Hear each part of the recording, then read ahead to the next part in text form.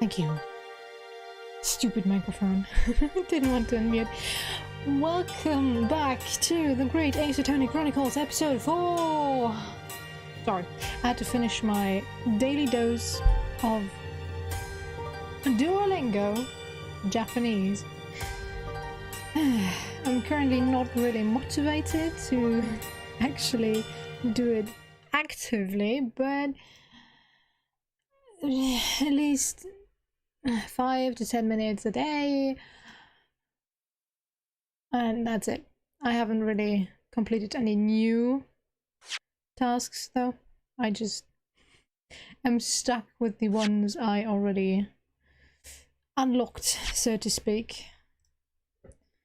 For new stuff I don't have the motivation, and every time I play the old stuff I really realize that most of the vocabulary did not stick.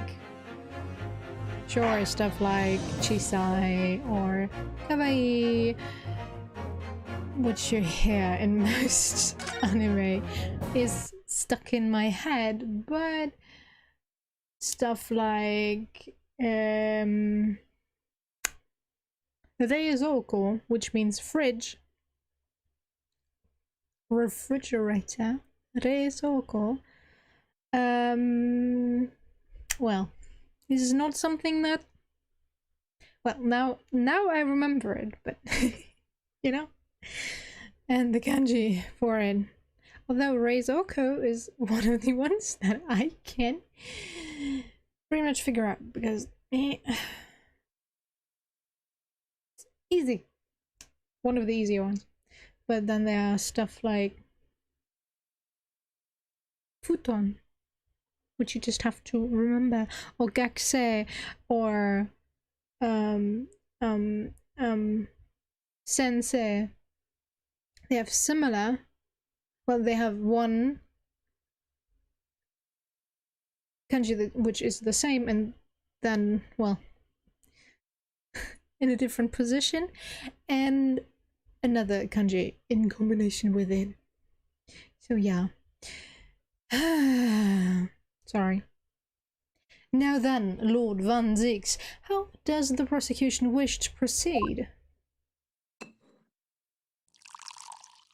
I already see this poor glass being thrown into the flames. This trial is rapidly descending into a farce. Yes, my dear. If you say so. Like a corked wine, the first few sips are bitter enough. But what follows is so repugnant, it's good for nothing save the gutter. If I may, Lord Van Zieks, the defense has just put forward a credible alternative explanation for what happened. Credible? Is that your considered opinion, Mr. Foreman? The defense's argument is a joke to which I barely know how to respond, but let me start by insisting that you must all familiarize yourselves better with the relative positions of those places being discussed. What do you mean by that? What's his angle this time? It should already be more than apparent that between the crime scene and the Garrideb household runs a rather wide street, Briar Road. Which means that the distance from the Garrideb house to the scene is some, yes, 15 yards. Let me see, 15 yards? That's around 14 meters. It's still throwable distance, especially since it comes at an angle. High altitude and stuff like that. 14 meters. Oh, that's a little farther than I imagined. And as you ladies and gentlemen of the jury might rightly noted as having portentous significance. The fourth book was found in the victim's clutches.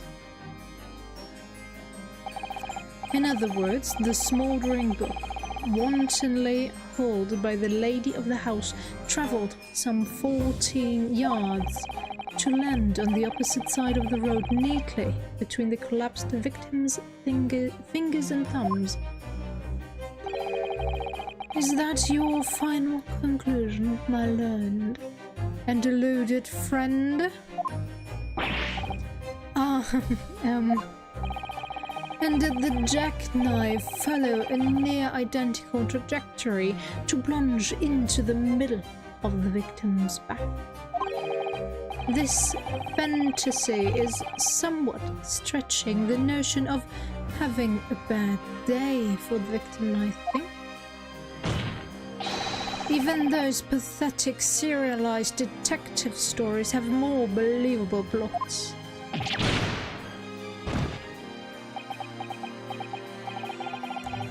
There's nothing I can say to that. That prosecutor loves the sound of his own voice. That's for sure. Miss Susato. Serialized detective stories are pathetic, are they? How dare he? Maybe let's pick our battles here. My lord, might I be allowed to speak? As judicial assistant, you may speak for the defense. Yes, go ahead. The prosecution may consider the idea of a fantasy, but what the defense has postulated was believable enough to persuade the jury to change its leaning. And as such, the court has a duty to explore this alternative explanation as thoroughly as possible. Susato-san, can you just take over? To that end, juror number 4, Mrs. Joan Garrideb, must be called to testify and submit to cross-examination. Saints alive! A cross-examination of a juror?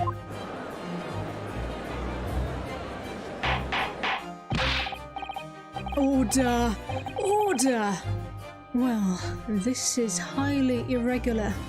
It is already highly irregular to have a juror that is involved with the one implicated for an attack or, well, attempted murder. Huh? It is unprecedented for a member of the jury to be summoned to the witness stand. Objection!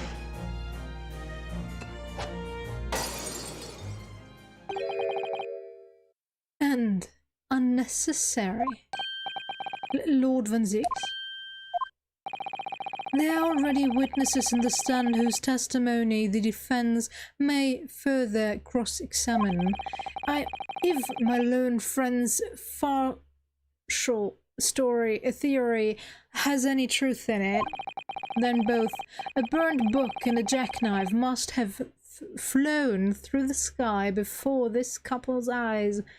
It was foggy, my dear prosecutor, Lord Van Zieks. And we must assume they would be able to testify accordingly. What say you, witnesses?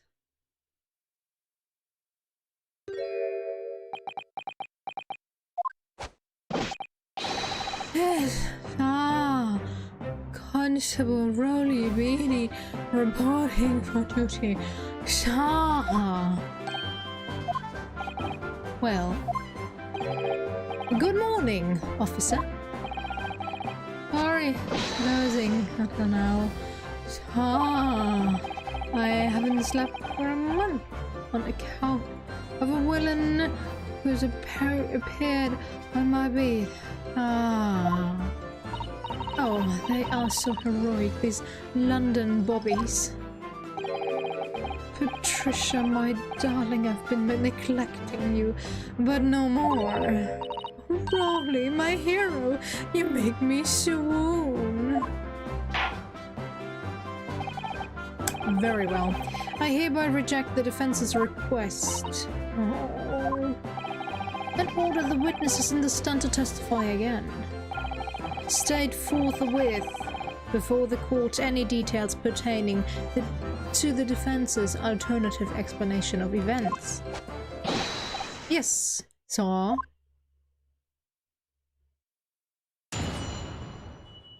And he's dozing off again. Constable Beatty's report. This case has nothing to do with Mr. and Mrs. Garrida. Believe me, a London Bobby is good for his word. You see, the windows on the top floor of the Garrida house are top-hinged casements. Obviously, if anything had been thrown out of the window, we would have seen it. I did leave the scene to go and fetch help, but my trusty Rolly was there to make sure nothing was disturbed. I didn't take my eyes off the crime scene for one moment. Nothing strange to report on that front. Well, this is quite startling. Top-hinged casement windows. Meaning? That detail was not in the police report, Constable. Yes, I'm sorry about that. I must have been a little drowsy. You cannot excuse your sins with drowsiness every time, Constable. No, sir. Sorry, but what exactly is a top-hinged casement window? Yes, thank you. And you cannot excuse your ignorance with such trite remarks, my learned friend. Seriously? Everybody has different windows. Of course. Sorry. I found it, Mr. Nadahulo. Cast your mind back to the windows in Mr. and Mrs. Garridab's room. Alright, I'll try. Those things, okay. So, the window opens in order to allow air to circulate inside the house. But as it's a top-hinged casement window, it swings open along the upper edge, you see? I'm glad you've rectified your ignorance. A casement window's most prominent feature is its stay, a metal bar which prevents the window from being opened beyond a certain point. It prevents it opening? This is all news to me. Absolutely correct. In other words, the book on knife were to have been thrown through the open window. It would have clattered against the pane and fallen straight down to the pavement below. Not straight down, no. Physics, dear. Physics. Yes, the route it would travel would be different if it didn't hit something. Like, it hits like a saw. Like a saw. Yes, it loses the power of the throw, so it does fall, well, straighter down than before, but it would still either be thrown back, repelled back, or, well, continue depending on how it hits this obstacle, either just, well, continuing but losing some force, or well, getting thrown back, or, well, okay, falling down because it gave all its energy to the window. No. You see the problem then? Good. Your education in window is complete. There was never any possibility of either the book or the knife traveling 15 yards over the road. That is, unless the window pane had been shattered. Something we've discounted already. That can't be. Did you see that, Rowley? That young Japanese man just collapsed in agony. Ah, yes, my darling, I saw it. I saw how he grumbled before me. Oh, Rowley, you're so strong. How is this happening? I haven't even started the cross-examination yet, and already my argument's been destroyed. Counsel, if you could drag yourself upright again, the court awaits your cross-examination. My lord. Oh, good. Another desperate situation. Cross-examination. Constable Beatty's report. This case has nothing to do with Mr. and Mrs. Garrett. Believe me, London Bobby is good for his word. How can you say that for certain? Ah, very good question, sir. And the answer is this. It has the noble founding principles of the force written on it as a reminder to all us policemen of our sworn duty. He showed us that before, didn't he? Did he? Can't say I remember. To patrol the streets of London town and uphold the peace of the common man, it's what the job's all about. And that is why I can stand here today beside my long-suffering wife and tell you Bobby's good for his work, while rubbing my tired eyes admittedly. Oh, Rowley, you're so manly. Of course I am, my darling Patricia. Oh, Pat. Oh, Rowley. No, none of this is what I meant. I meant, how can you say for certain that this case has nothing to do with Mr. and Mrs. Garrett? I see, sir. You should have said so earlier, sir. Yes, well, so could you answer the question? That was a waste of time, then. Absolutely, sir. I will answer to the fullest of my abilities, sir. There is a surprising reason why Mr. and Mrs. Garrett's domestic dispute can't be related to this case. But before I get into that, sir, just one thing.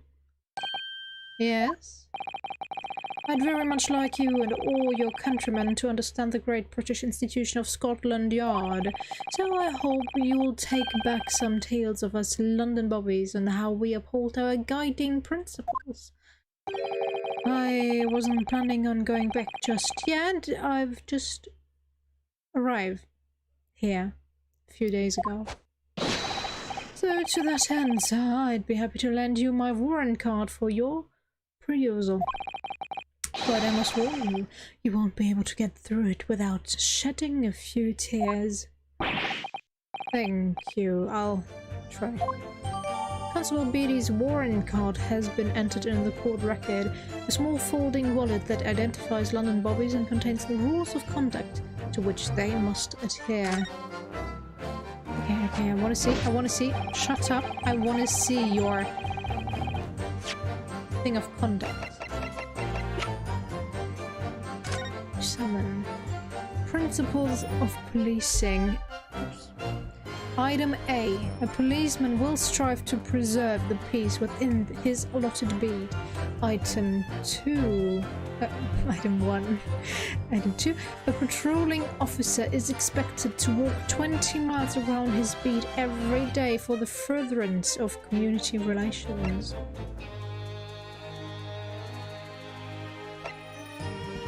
Principal, okay. Metropolitan Police regulations. Item number 1. Any crimes fall under the jurisdiction of the beat in which they are discovered. Item number 2. When a crime is discovered on his beat, a policeman must assist with initial investigations and help detectives.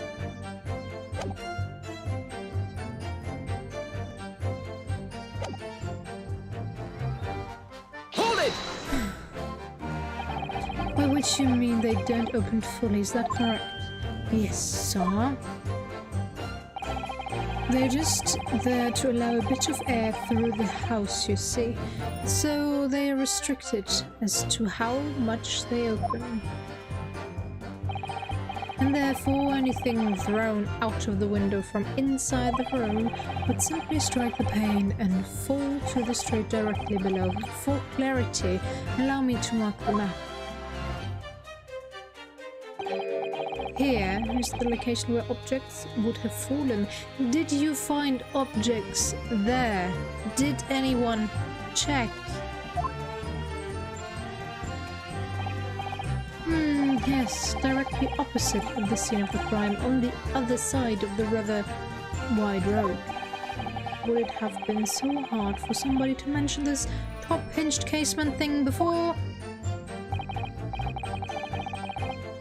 Well, I have another question for you, Constable. And what would that be, sir? How do you even know? Why would you have any idea what sort of windows Mr. and Mrs. Garrideb's house is furnished with? That's very simple. You see, I helped with the investigation yesterday. Excuse me! Do you have something to add, Mrs. Beatty? Sorry? You look, well, delighted. Is there some particular reason for that? Oh, I was just remembering, that's all. We really were so lucky. Lucky? What do you mean? Well, of course I feel terrible for the poor woman who was attacked. Don't misunderstand me, please. But we're just so lucky it didn't happen on Rowley's Meet. It was so close, you see. Oh, I hadn't realized. Oh yes, that's true. Briar Road, that's the boundary between Rowley's Meet and the next one. Is that right, my love?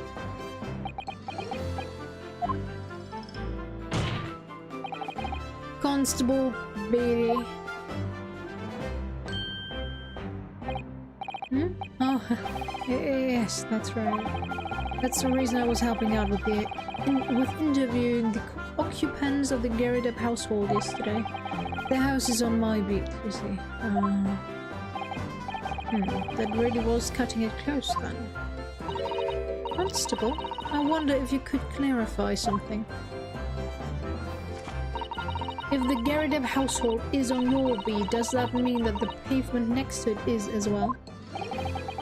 Outside Mr. Garrideb's house? Yes, ma'am. Pavement on that side of the road is part of my beat. You didn't drag the body to the other side, did you? I see. I was unaware of that. Just think, if the woman had been attacked just on the other side of Briar Road, we would never have been able to go for that meal to celebrate our wedding anniversary. But that's the life of a Bobby, after all. Extraordinary people are Bobbies, tirelessly working for the benefit of all Londoners.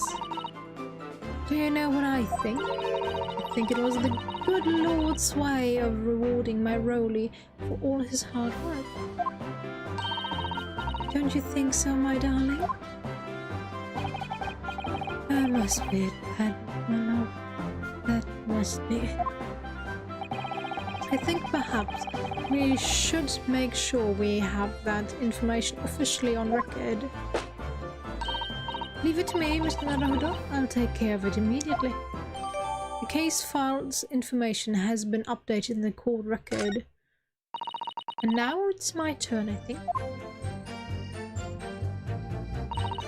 Obviously, if anything had been thrown out of the window, we would have seen. Hold it!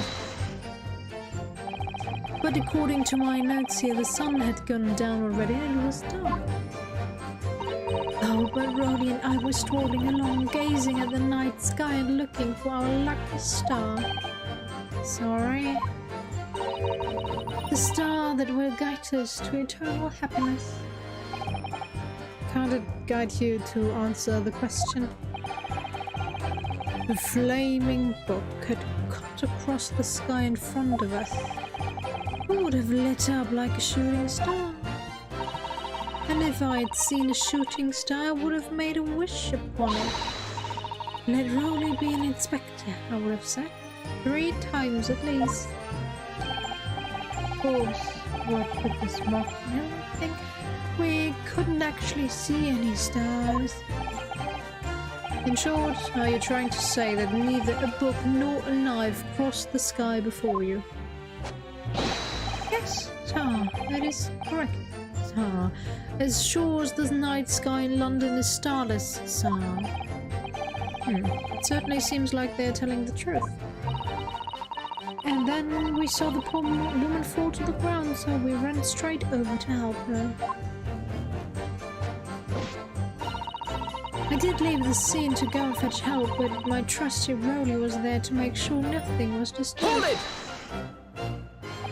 Yes, you said that you went to a nearby police box to fetch another officer, is that right? That's right, yes. If it had been on Rowley's beat, I would have known exactly where I was going, of course. Don't feel bad, my love. You can't be expected to know the location of every police box on every beat. So, Rowley told me the way, only I sort of got a little lost on the way. Patricia, my darling, that's why I love you. Your terrible sense of direction is bewitching to me. Oh, Pat. Oh, Rowley. Oh, please.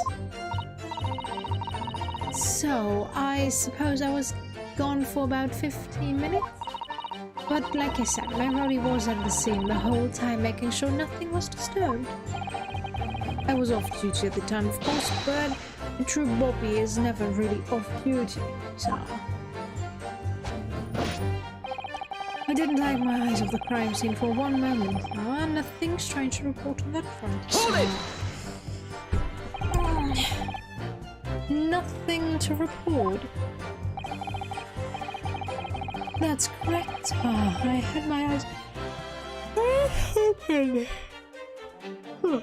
the entire time. Never looked away for even a second.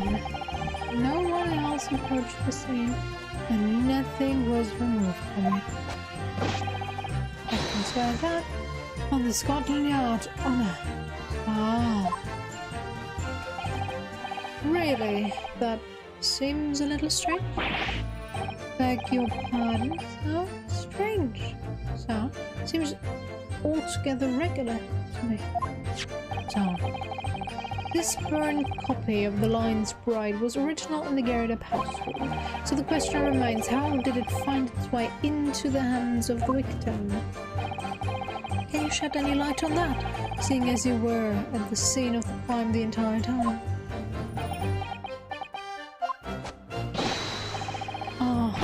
Could it be a different copy, sir? One that just happened to be burnt as well? Even if that were possible, why would the victim have been gripping a book like that in her hand? As we can see from this photographic print, she had a back over her shoulder. Well, sir, the book was in the lady's hand from the moment we arrived at the scene. Is that so? There's something about this statement that is not sitting right with me. The two mysteries of how that knife ended up in her back and how that book ended up in her hand. There must be some common thread between them. Can I ask you something, please, Mr. Lawyer, sir? Oh, yes, of course. What is it? You're doubting us, aren't you? I can tell. What? I wasn't ready. I mean, what's she doing? Please, just because I'm a woman, it doesn't make my testimony any less valuable. You might just see me as the wife of a policeman, but I'm a woman of my word. I am. I really don't remember ever suggesting that I doubted you. No excuses. I don't want to hear it. My voice will be heard. My lord, you'll let me speak, won't you? Yes, Mrs. Beatty. I will allow you to supplement your testimony if you so desire. Sometimes the path of least resistance is the sage one. That was a very loud mutter. I heard that. A Japanese man thinks a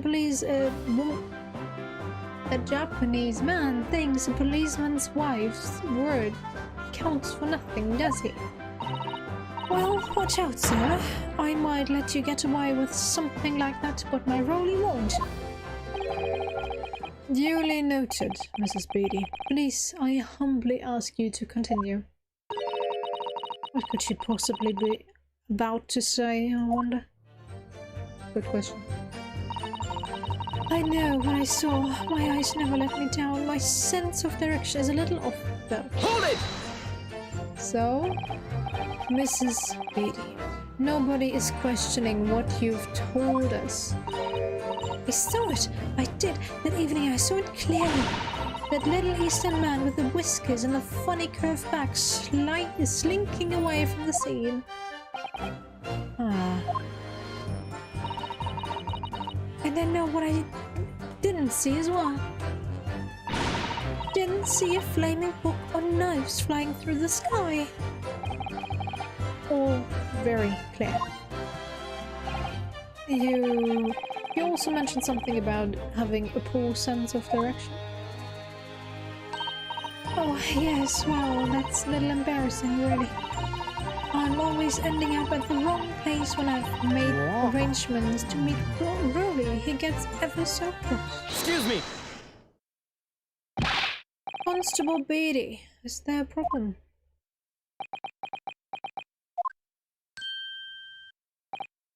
Yeah, no, sir. No problem, sir.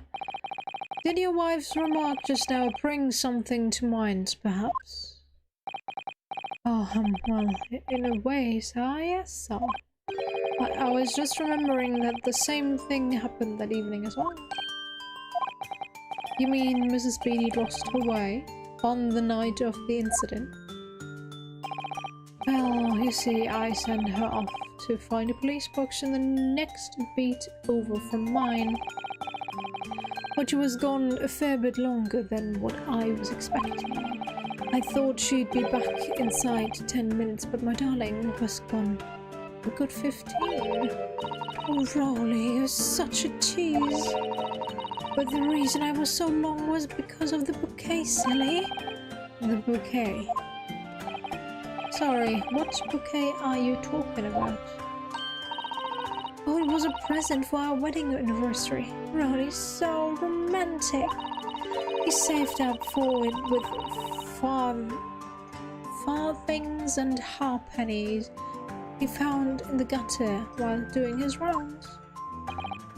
Yes, how romantic. I'd forgotten all about it until just now. Had you, my darling? Yes. But that was just between us. No talking about it to anyone else, darling. You have to promise. Really? Oh. What was that all about? Constable Beatty looked very obviously troubled during that exchange. I'm afraid I can't offer any useful insight, Mr. Naruhodo. But I'm quite sure one thing. We have to ask Mrs. Beatty about the bouquet. Mrs. Beatty, this bouquet you just mentioned, I'd like you to add details about it to your testimony, please. Oh, really? Yes, I'd love to.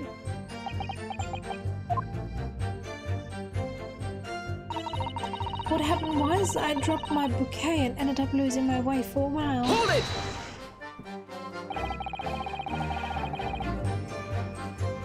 You mean you dropped the bouquet at the scene of the crime?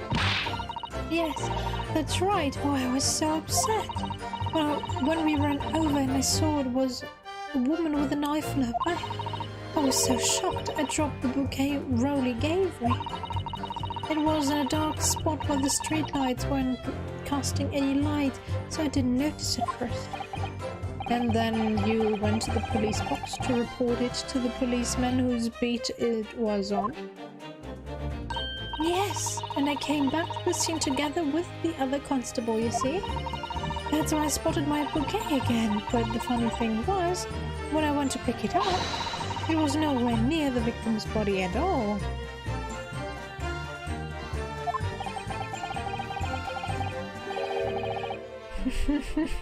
So he did move the body, alright. In case you need reminding, Mrs. Beatty, the victim is not deceased. I was all flustered for a moment before I heard a voice calling me from the other side of the road. Your husband, presumably? That's right, silly me. I had gone over to the wrong side of the street. Although I'm going to blame the bouquet this time, I can't think how it got there. I really can't. So the bouquet somehow moved from one side of Briar Road to the opposite. Curious indeed. Isn't it? But the worst of it is I forgot to pick the bouquet up again when we left the scene. The beautiful rose Roddy bought me with that change from the gutter he spent so long collecting. By bouquet, do you perhaps mean this solitary rose? Oh, yes, that's it. That's the bouquet Rowley bought me for our anniversary, with all bits of change she found in the gutter. Yes, can we stop repeating that? Maybe just call it a rose. Tell us, Lord Van Zieks, where did you come by the flower? According to the report by the police officer in charge of the crime scene investigation, it was found on the edge of the pavement in front of the Gerrydeb household. In front of the Gerrydeb's house? Although it wasn't noticed until the morning as it lay where the street lamps cast no light. It was believed to be of no relevance to the case since it was found on the opposite side of the thoroughfare. Oh, thank you, sir. Thank you. Could I have it back now, please? No, I think for good measure this rose should be added to the court record as evidence. Oh. The anniversary bouquet has been entered into the court record. Present for Patricia Beatty from her husband Rowley. The shock of seeing the stabbed victim caused Mrs. Beatty to drop the rose where she stood. But it's a symbol of our love. I want it back after the trial. Do you hear me? I want it back.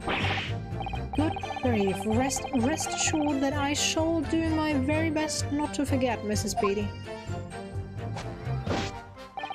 I didn't take my eyes off the crime scene for one moment, sir. Nothing strange to report on that front, sir. Hold it! Nothing to report. That's right. Sir, I had my eyes wide open the entire time. Never looked away for a second.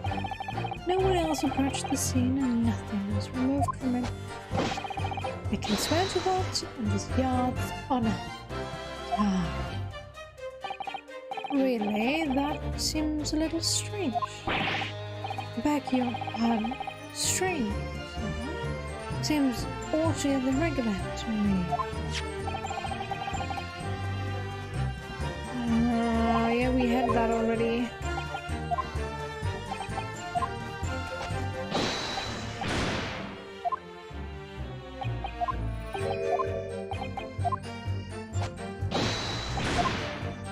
So I have to present the bouquet here.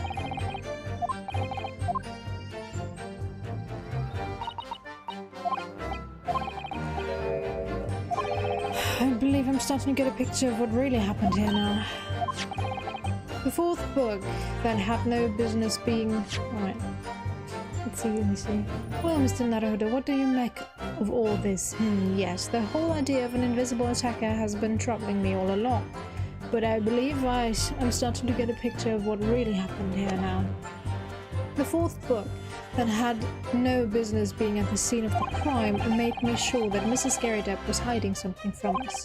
But it's becoming increasingly clear that someone else had been hiding something from us as well. I think I may already be armed with everything I need to strike a decisive blow here. This time it's going to expose the whole truth about this mysterious affair.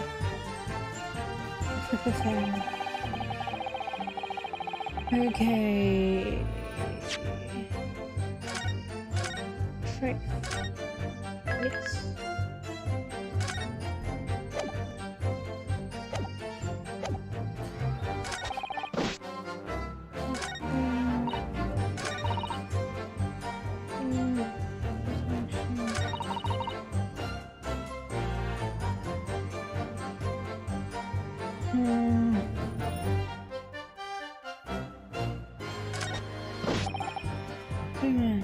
Nothing strange to report on that front. Presents the bouquet.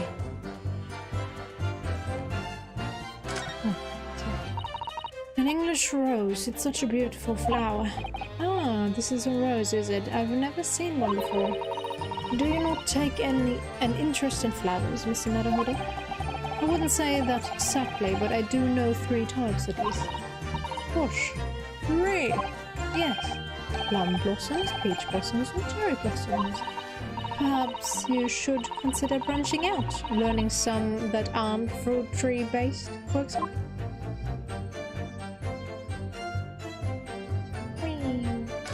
Yeah. It's very stylish paper with flowers wrapped in, isn't it? It's just an old newspaper, Mr. Naruhodo. Oh, I suppose it's because I'm not used to seeing English print. It looks so exotic to me. Ah, I see. Is something wrong? Oh, no. I was just thinking that if you wrapped a stone-baked sweet potato in English newspaper, it might look like some sort of fancy cake. Ah, Susato-san, you do love your cakes. Okay. Objection! You climb, Constable Beatty. There was nothing to report in the 15 or so minutes we were regarding the scene. But that cannot be. What do you mean to say? In your testimony just now, Mrs. Beatty, you explained to the court that when you arrived back at the scene of the crime with the policeman assigned to that beat, the bouquet you had dropped at the victim's side was no longer anywhere nearby. Objection!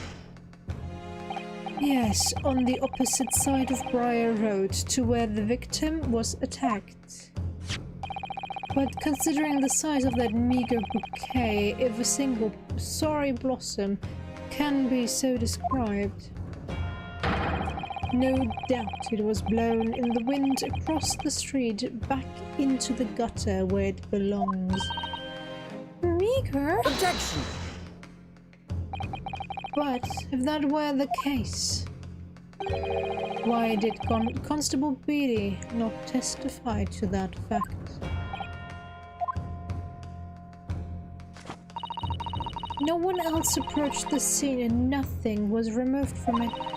Constable Beatty swore to that on the Scotland Yard's honour. But the bouquet belonged to me. It has nothing to do with the case. That's why Rowley didn't mention it, I'm sure. No, because sadly, it's not only your bouquet we're talking about here. More than one thing in this case is mysteriously the wrong way around. What are you talking about? Think about it. Besides Mrs. Beatty's bouquet, there's Mr. Garrideb's book. Mr. Garrideb's copy of The Lion's Pride, which was thrown out of the window by his wife, would have struck the pane of the casement window and landed here on the west side of the street. And yet, it was actually found here on the opposite side of the road in the victim's hand. Meanwhile, according to testimony we've heard, Mrs. Beatty's bouquet should have been dropped here at the scene of the crime on the east side of the street, but in fact, it was actually found here on the opposite side of the road in front of Mr. and Mrs. Garrideb's house. There's no logical explanation for those things, unless somebody deliberately moved them.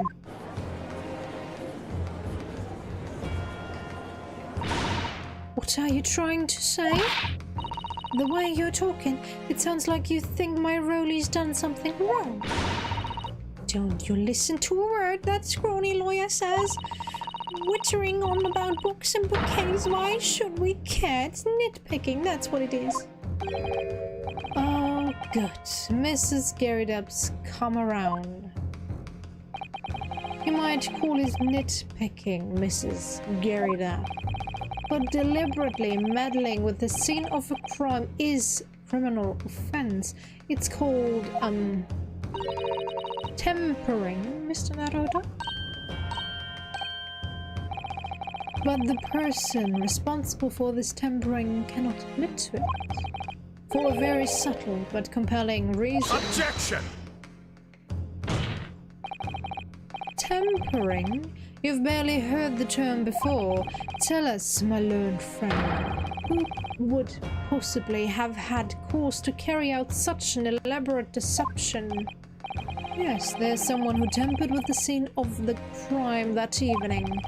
All the evidence and all the testimony points to that one particular person. Counsel, I must demand that you substantiate this conjecture. Who are you saying is responsible for tampering with the scene of the crime? Take that! Obviously, there's only one person it could have been. Constable Rowley Beatty, it was you. What? A policeman? A member of Scotland Yard? What nonsense! Why would my Rowley do something like that? There's no one straighter than my husband. No Bobby works more tirelessly for the people of London. Mrs. Beatty, you said in your testimony that your husband asked you to go to a nearby police box to fetch the officer on duty. The 15 minutes that you were absent from the scene is the only opportunity anyone had to tamper with it. You're making it up. It's all nonsense. It's all lies. What about the Japanese man with the whiskers? I bet it was him. He did it. Objection! If that was true, Constable Beatty would have seen him do it. Oh. And forgive me for pointing it out, but when you dropped your bouquet, Mrs. Beatty, it was after the defendant had fled the scene.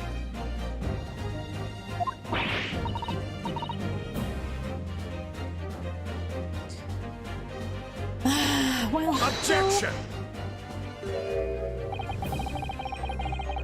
First you make accusations about the landlord and his wife, and now you incriminate a policeman as well. But your accusations lack on one very important detail. Reason? I can give you one. You claim the crime scene was tampered with. But there's only one reason anyone would commit such a reckless crime: to hide something. In this case it was so he had some time off. That's right, he's right. But my husband and I just happened to be there, that's all. So why would we have anything to hide? It doesn't make sense. You've offered no motive for this alleged tampering, and until you do, your accusations are nothing but empty threats. Constable Beatty had a very good reason for wanting to tamper with the scene of the crime. That's the key to this entire affair. You've not at all, have you? Have you managed to solve this mystery?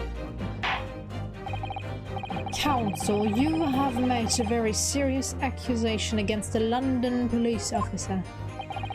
If you are mistaken, I'm sure I need not point out that your reputation as a lawyer will be irrevocably damaged.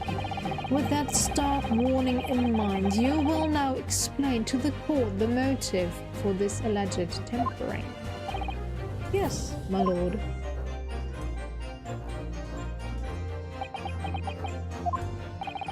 Constable Beatty's motive for tampering with the crime scene was to hide. What?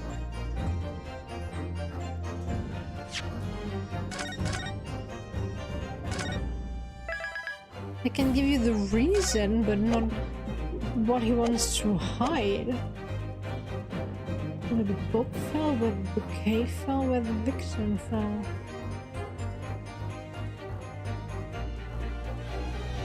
What makes sense here?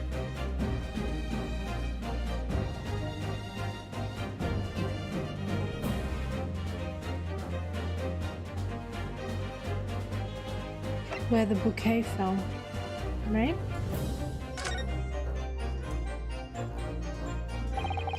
Where the bouquet fell to the ground. That's what he wants. He had to cover up at all costs. And why exactly? Oh, well, of course, the reason is, no, wasn't it? Do you have something to hide, my learned friend? For it seems you're willing to share the reason with the court. Unwilling. Okay, give me G. Give me load.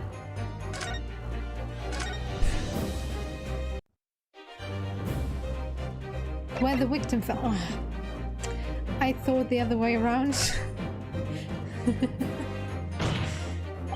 Where the victim fell to the ground. That is what this body had to cover up at all costs. What? Where the victim fell? You mean where she was attacked? What are you talking about? We told you at the very start, didn't we? On the pavement on Briar Road, we saw it happen, remember? It was right here, as if anyone didn't already know. That's certainly what everybody has been led to believe, but in fact, that isn't where the victim was stabbed at all. What? What?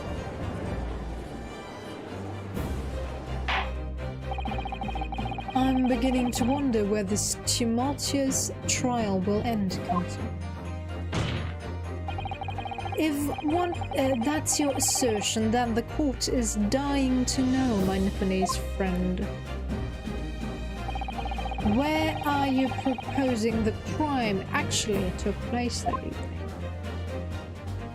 Right here, on this side. Take that! But that's on the opposite side of the road. I don't understand. On the evening in question, Mr. Garrideb's book fell directly down from the open window above. And your bouquet, Mrs. Beatty, never moved at all. What did move was the scene of the crime itself. Good gracious.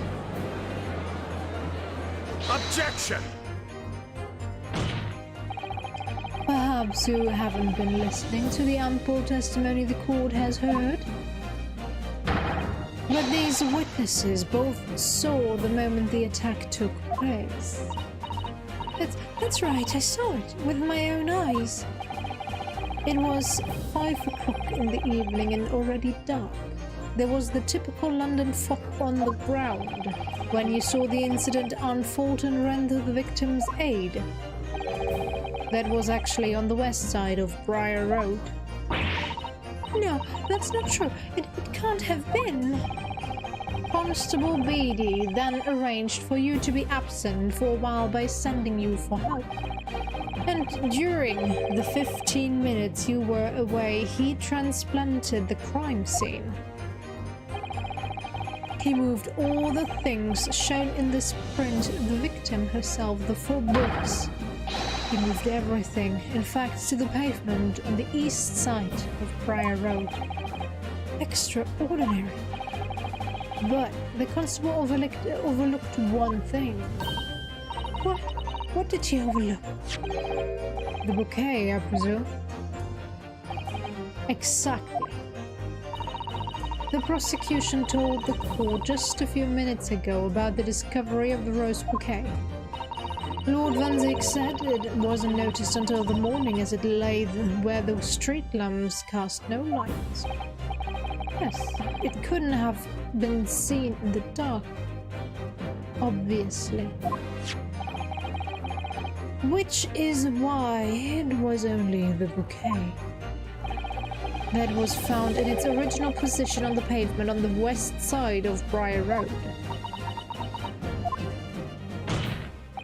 And that is the defense's theory about what really happened that evening. How do you respond, Constable Rowley Beatty?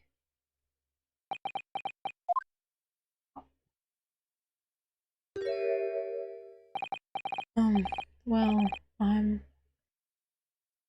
very sorry.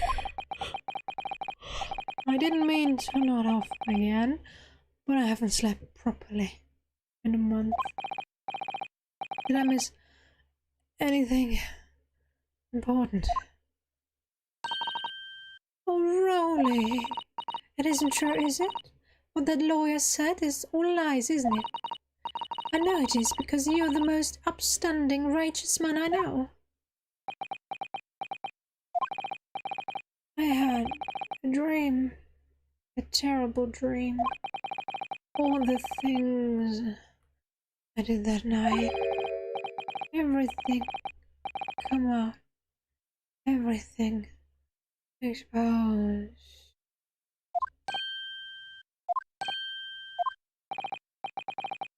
Only it seems it wasn't a dream at all. Good golly. Order! Order! What on earth is the meaning of all this? Oh, Rowley, why? Why would you do something like that? Moving a corpse is a criminal offense, isn't it? She's not dead. Wishing the victim dead should be one too. Constable, explain yourself. Why would you do this? As a respected member of Scotland Yard, your duty is to protect the good people of London town. I can't say. What? I really am ever so sorry about all this. Damaging the yard's reputation for everything. I have a possible explanation for why, on that particular evening, Constable Beatty felt compelled to move the scene of the crime. I can think of one reason. What? How could you possibly know? You, a foreigner, presuming to understand the mind of a Scotland Yard policeman. And yet, Lord Van Zeek, it is this foreigner who has uncovered the startling truth of the matter thus far. I believe it would be beneficial to the court to hear this extraordinary young lawyer's theory. Counsel for the defense, if you please. Yes, my lord. Now then, I think you had better show us some evidence.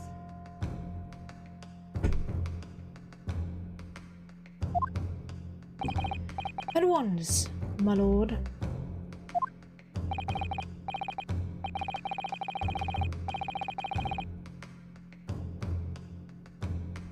England, Japan, it makes no difference where you come from. Human emotions are the same. And I think I have a fairly good idea of the feeling behind this man's actions.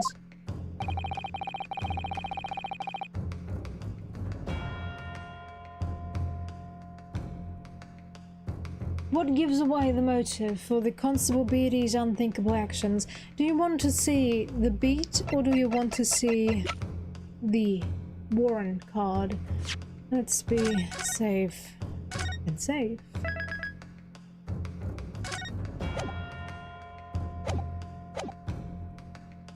Take that! I realize that I'm a foreigner in this land and I have only just arrived from Japan, which is why all this information about London's so-called bobbies is completely new to me. I've learned that, though honorable, patrolling the beat is the most demanding work in the world. For example, keeping the peace, looking after the citizens on his beat in all kinds of ways. There's no doubt that the young Bobby is charged with a great deal to do each day, certainly. But for Constable Beatty, the day in question was special. Special? How? On account of this bouquet, my lord. Oh yes, it was our very first wedding anniversary. Constable Beatty had worked so hard to be able to afford this simple gift for his wife, and was so looking forward to taking her out for a celebratory meal, when he and Mrs. Beatty stumbled upon a crime along Briar Road. When he saw that shadowy figure through the fog collapse on the pavement ahead of them, what must have gone through the man's mind? But just on that one particular day I was looking forward to celebrating my wedding anniversary. Mrs. Beatty puts up with a lot being married to a bobby like me. I wanted to show my dear wife how much I care.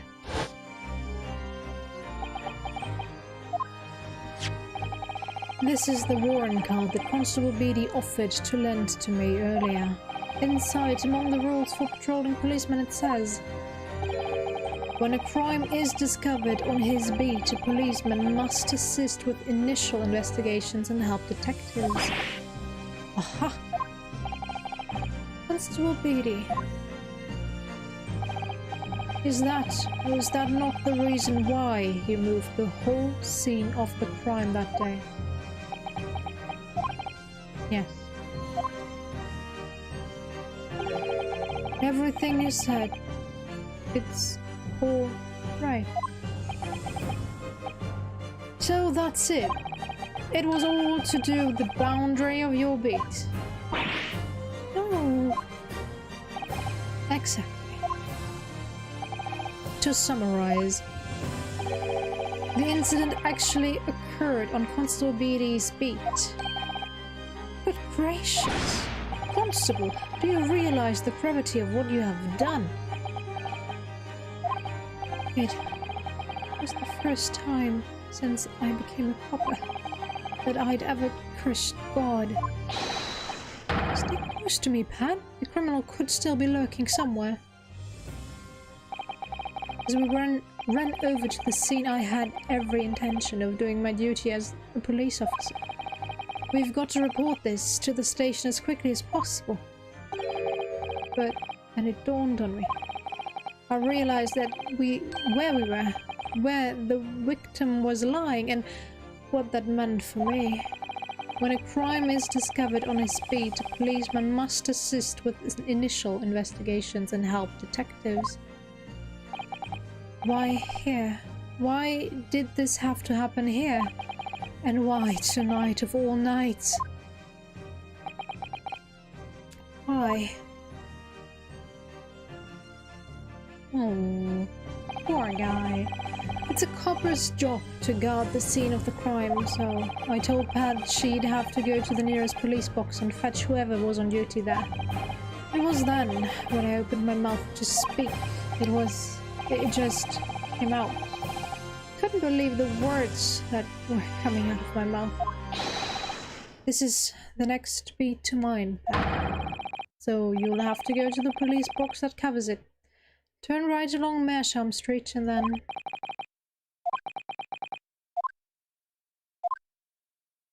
And then...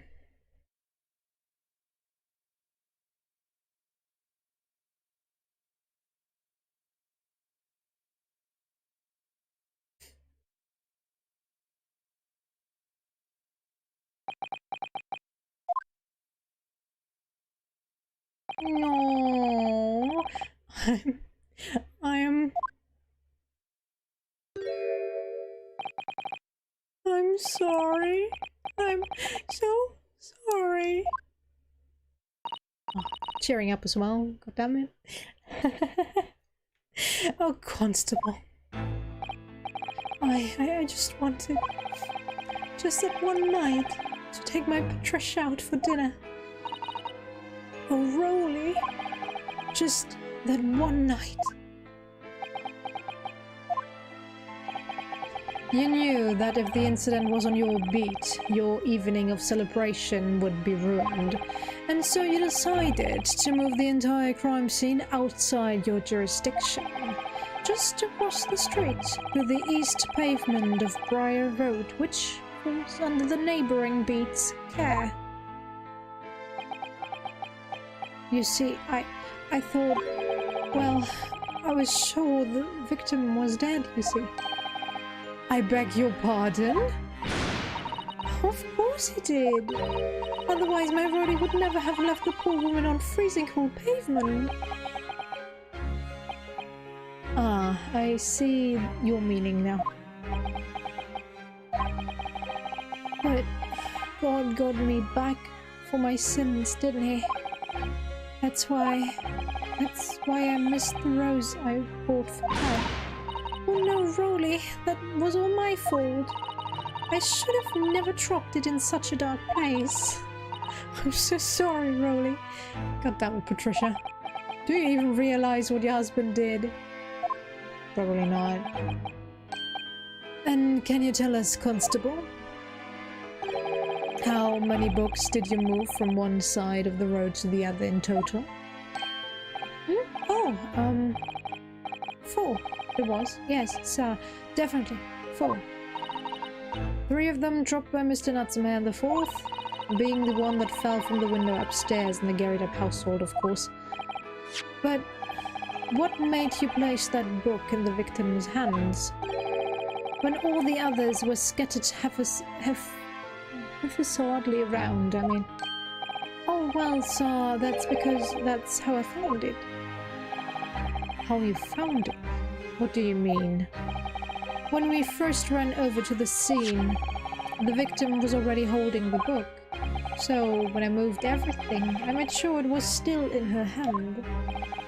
You sure it was this book, The Lion's Bride, that the victim was holding? Oh yes, sir. No doubt about it, sir. Interesting. The 4th book's information has been updated in the court records. Come on, it's not that difficult. That book fell first. The victim tried to pick it up and in that moment was struck by the knife that followed the book. That's when she toppled over completely.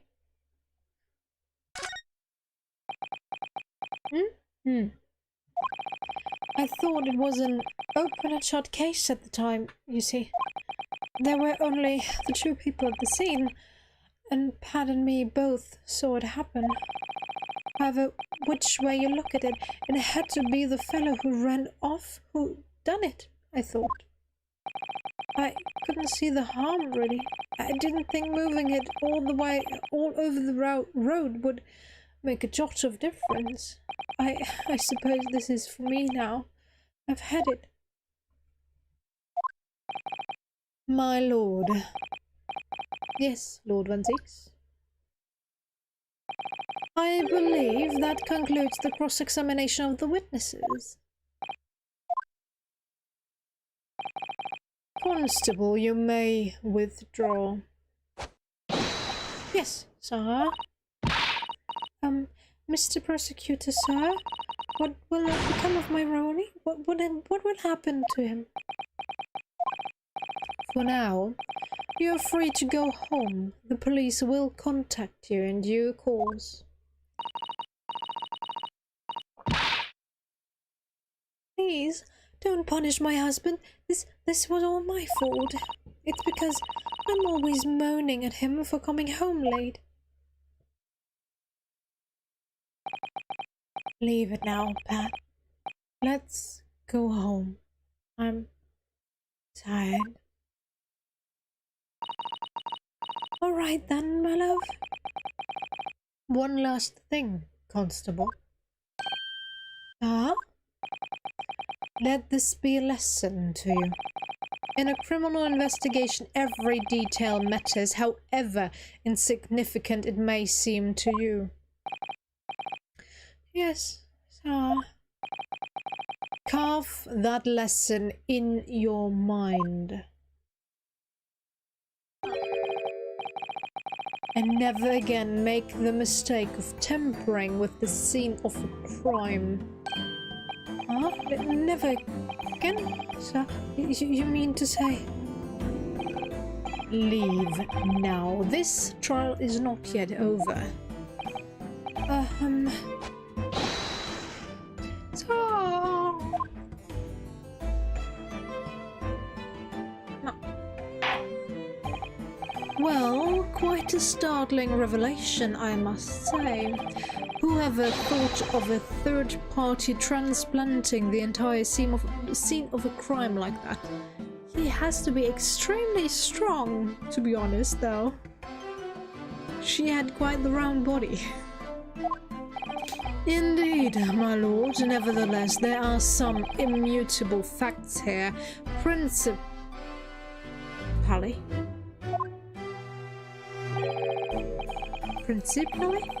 that the accused, Mr. Soseki Natsume, is the only person who could possibly have committed this crime. Objection! No, I disagree. Now that we know the true scene of the crime, there is someone else. Another person who could be responsible for the knife in the victim's back. Forgive me for being presumptuous, but I believe the prosecution is probably well aware of this possibility already. Lord Van Zix, is this true? Very well. Name the person if you will, and if further investigation is warranted. The prosecution has no objection to the trial continuing. You will name this other person who could have perpetrated the crime. Take that! The defense would once again like to request the cross-examination of a new witness, my lord. Once again, my assistant made the same request earlier. In order to finally reveal the truth of this case, it's imperative that we cross-examine juror number 4, Mrs. Joan Garrida. Me? Dear me. Objection! You said you would be fine with it. That request was already denied. Objection! But the situation is very different now. Mrs. Garrida, answer me this. What do you want, you little toad? At the time of the incident, you were engaged in a violent argument with your husband, Mr. John Garrida. In the case of the argument, a minor house fire was ignited, and to clear the smoke from the room, your husband opened a window that looks out over Briar Road. Well, what of it? You threw this book at your husband when he was cornered with his back against the window.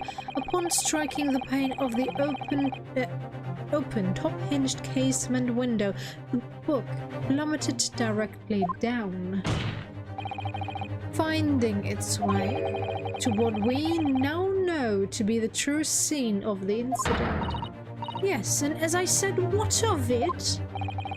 During the argument, you were beside yourself with the rage. As such, you threw not just books, but anything you could lay your hands on. So, let me ask you one more time, Mrs. Garrida. This knife, the one removed from the victim's back, have you really never laid eyes on it before?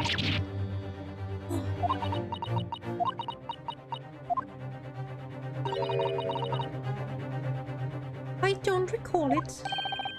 Seriously? Am I supposed to remember everything I picked up and threw at my husband? And anyway, the man over there is all that regalia said members of the jury didn't... what?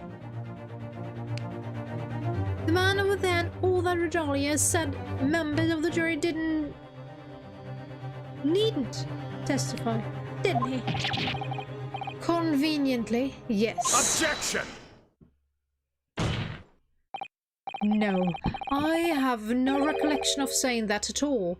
Juror number 4.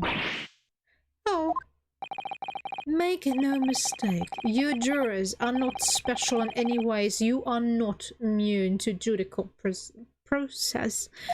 Wow. If you know something about this knife, madame, let the truth come out.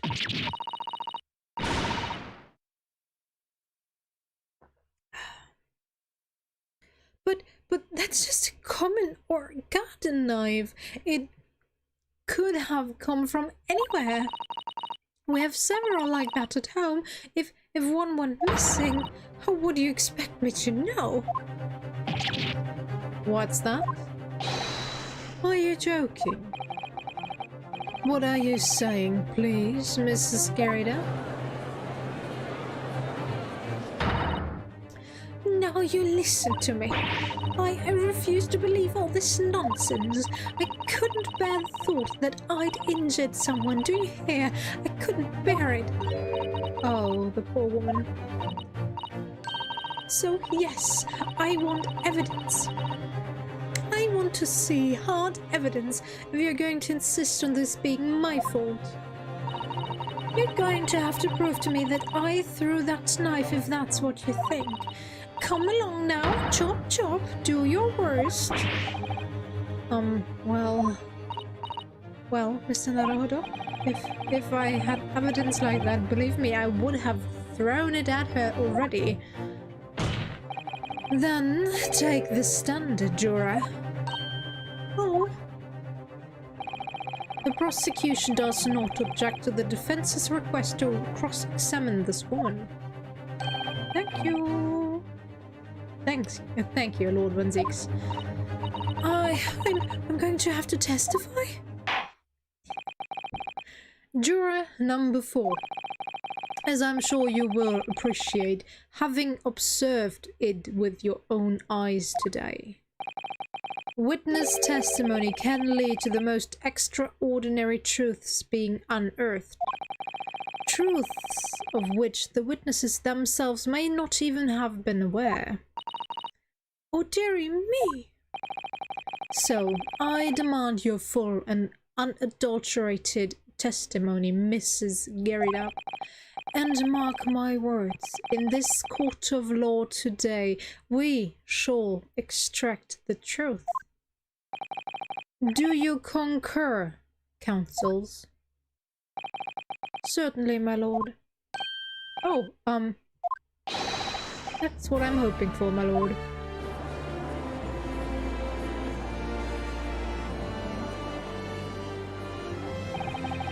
This is such a strange feeling.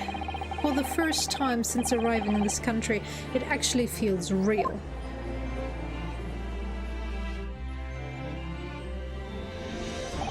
I'm here in the Old Bailey and I'm a lawyer.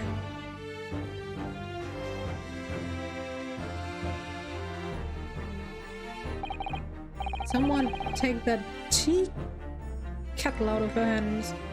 Witness, state your name and occupation. Oh, yes, my name is Joan Garrida. And I'm, well, I'm a juror and such like. It sounds like even she doesn't know if she's a housewife or a maid or what anymore. The court has decided your testimony is required in order to clarify matters in this case. Do you understand, madame? Yes, my lord. You will tell the court everything that took place in your household on the evening in question. And I warn you, do not attempt to hide the truth. Oh, dearie me. Chin up, Joan. Nothing to worry about now. Where did you come from? Oh, I didn't know you were here, John. Wasn't only you in the room that day, odd thing, was it? Rather think I ought to testify as well, don't you? But what about your knee, dear? Don't you worry about that. Hardly notice it. I'm not the sort of chap to leave a comrade to face disciplinary action alone. Yeah, that's why you had to pin your medal to your mourning coat?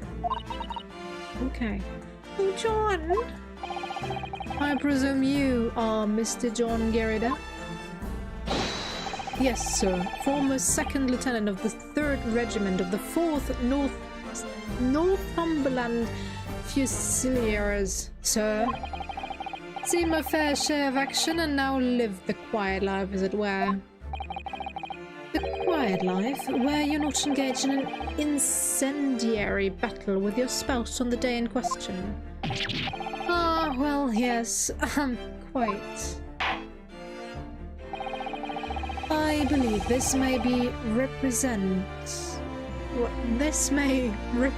a first in the proud history of the British court. Calling a juror to the witness stand is unprecedented. However, the court will hear your testimony now, juror number 4, and that of your husband. You will recount clearly and concisely the events in your home at the time of the incident in question. Sir, at once.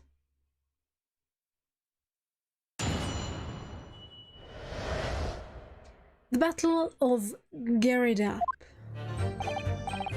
Yes, on the day you are referring to, the wife and I did have a bit of a skirmish. Can't recall the reason now. Knocked a candlestick over and set fire to the carpet. Soon had it out, though, and got the window open. Meanwhile, I was picking up whatever I could find to throw at him. Plenty of knives around our place. Can't say I'd noticed if one or two went missing, I'm afraid. If that bally thing is in the victim's back really was one of ours, you'll have a job proving it, I think.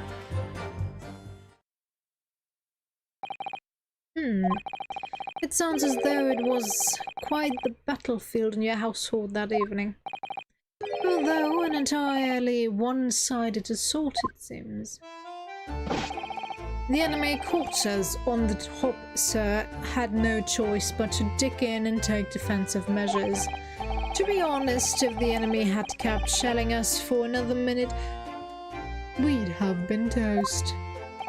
Of course, a veteran such as myself is only too aware that on every battlefield you're just a gnat's whisker from death at any moment.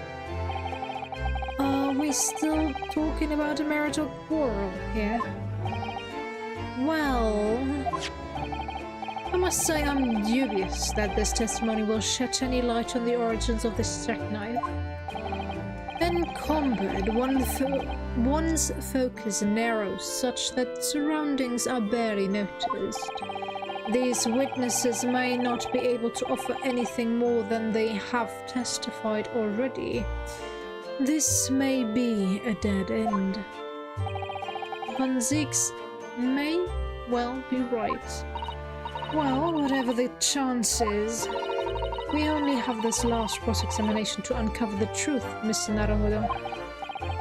Yes, I'm afraid so. Very well, Counsel. Begin your cross-examination.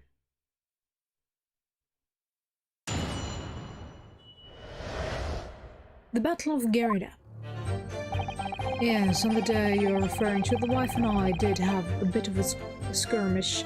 Can't recall the reason now.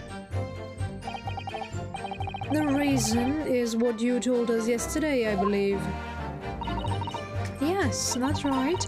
If I remember correctly, it all started because of a note that was stuck into the page of a book belonging to Mr. Gerida. In a rather passionate note, in fact. But Mrs. Gerida found the note discovering her husband's little secret, and she gave him a mighty number of slaps across the face for it too. What a sordid state of affairs. Hell on earth. I say, when a chap says he can't recall such things, it's common decency to not to track it all up. And besides, half of it was wide of the mark anyway. A likely story. These waters run very deep. And what transpired next after these multiple blows to the face? Knocked a candlestick over and set fire to the carpet. Soon had it out though and got the window open. And the fire also spread to some items of furniture, didn't it? The bookcase, my armchair, anything of mine really. Just so happens there was some bath water around that evening, so I sloshed that about to pull it out. The most precarious situation you put yourself in.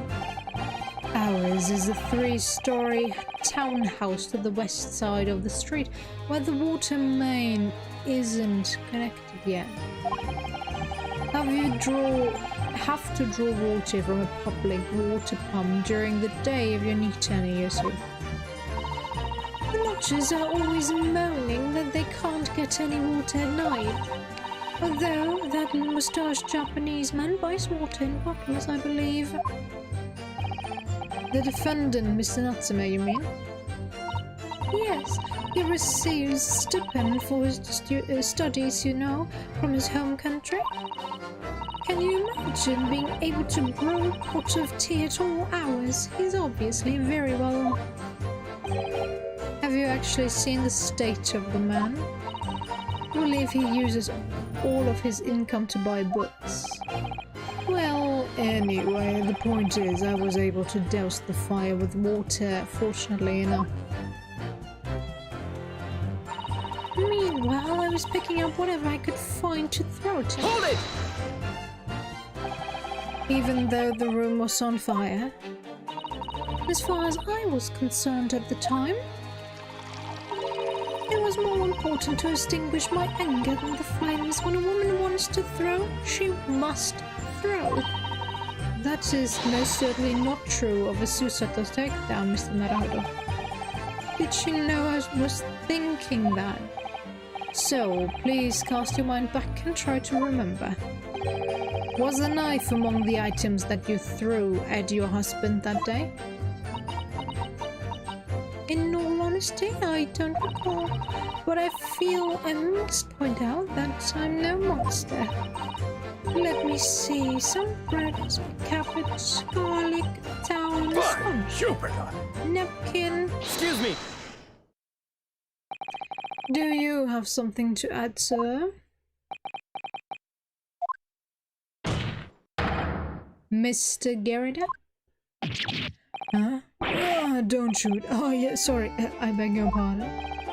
Did your wife's remark just now bring something to mind? Nothing of significance, no. Just that the barrage of projectiles the old thing launched in my direction was somewhat more solid than she implies. Bugs, bricks, and fire poker, I seem to recall. Ouch. And the woman's aim is uncanny. Brave woman, we're not at home now. This is a court of law. She landed a direct hit with every volley. Dearie me, ever so sorry, dear. What's she even doing with the teapot in here? This is the least violent thing that was brought into this court. Honestly, John, I would never have thrown such a thing at you, obviously. Well, take a look at this then. How do you suppose that happened, huh? Your pipe, sir? Had this thing in my hand as usual at the time of the onslaught. Knocked it clean out with one of her soft projectiles, she did, yes. And when I went to pick the thing up, it was broken in two. I'd like to see Sponge do that sort of damage. I see, your pipe was broken. It would never have been sent flying unless it was hit by something pretty solid. Anyway, I've managed to bandage the thing up for now. Oh, you want to exaggerate, aren't you, dear? I wonder what we should make of this account. Could be important. The defense believes Mr. Garrideb's remarks just now to be of great significance. Objection! This war veteran's words only tell us one thing. Betray a fiery wife and pipes, as well as hearts, may be broken. Sentimental wisdom, perhaps, but hardly worthy of adding to the formal testimony. Indeed, common sense, one might say. Might one? In that case, would you at least permit us to examine the pipe, sir? Well, I don't see why not. What dearie me, are you? And there you go again, trying to ingratiate yourself with a young lady. Very well, the court will accept the gentleman's pipe as evidence. The pipe has been entered in the court record. Pipe, Mr. Garrideb's pipe. Apparently it fell to the floor during a domestic dispute he had with his wife and broke. I hope I didn't speak out of turn, Mr. Naruto. Nope, thank you. Examine. Oops.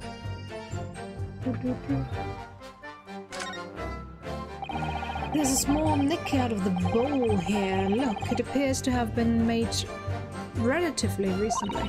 And see how there are little scraps and dents all over it. It's clearly a well-loved pipe. Yes, you're right. It seems to me recently that being well-loved goes hand in hand with getting some battle scars. This particular nick is catching my eyes though, because it's clearly new. There we go.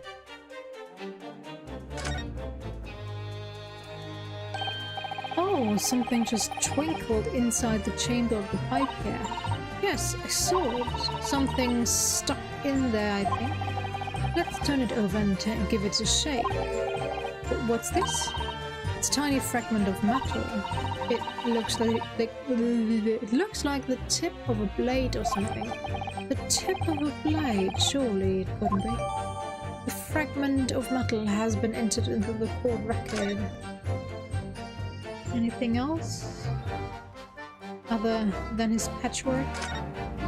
It looks to be in a sorry state with that bandage around it, doesn't it? But for some reason it seems slightly ominous to me, like it's trying to shout out a warning. Probably because it's the same blue as Mr. Garrideb's dressing gown. I suppose it must have considerable sentimental value to Mr. Garrett, given that he's gone to the trouble of repairing it like this. Either that, or he can't afford to replace it. Mixture of both, maybe? Okay.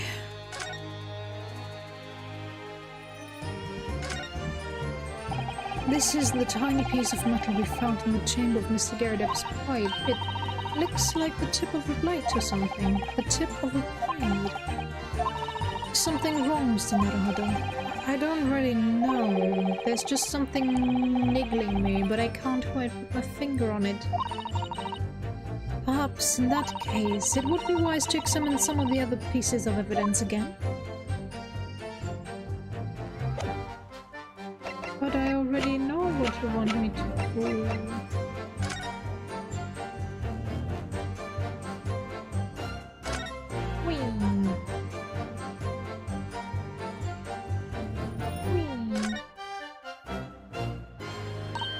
Look here, Mr.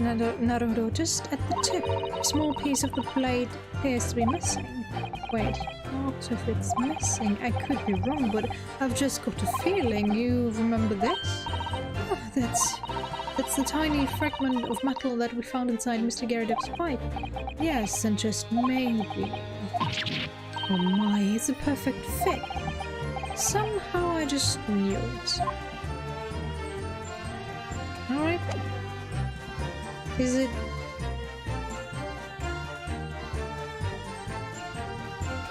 The tip of which has broken off and was found inside Mr. Garrett's pipe. Okay, it was edited. I hope I did speak out of turn, Mr. Naruto. I was just feeling rather disappointed for you that your request was turned down. Oh, no, it's fine. Thanks to Susato-san, we have some new evidence to work with. We should examine it carefully. Well, thank you for that rebuttal, Mr. Garrett. Now, if we could return to the crux of the matter, what can you tell the court about the knife used to attack the victim? Plenty of knives around our place. Can't say I'd notice if one or two were missing. Sorry, would you care to elaborate? Nothing to say, really. Rather partial to a spot of carving, you see. Hooks and whatnot, fishing tackles, you know the sort of thing. It's a passion we both share. I like to carve little wooden trinkets too, and then there's my leatherwork. Sorry to say, we're about always losing knives about the place, and we have dozens of things. We sell them at the market sometimes, 20 for the price of 19. Needless to say, I snap them up. John prefers to use 2 knives at mealtime too, instead of a knife and a fork. Now, Joan, you don't want people thinking I'm some... Here we go again with the scolding. Why are they being so evasive? Imagine it's because they don't want to believe it. They can't bear the thought that it might have been one of their knives that injured the victim, which is entirely understandable, of course, but still. Go on with your testimony, witnesses. Sir, if that bally thing in the victim's back really was one of ours, you'll have a job proving it, I think.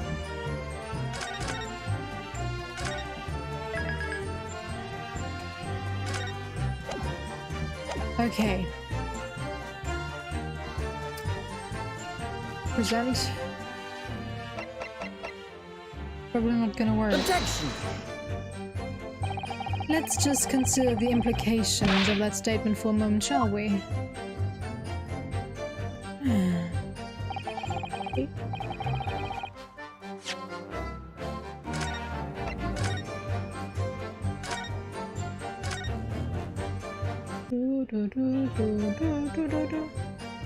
Okay, yes.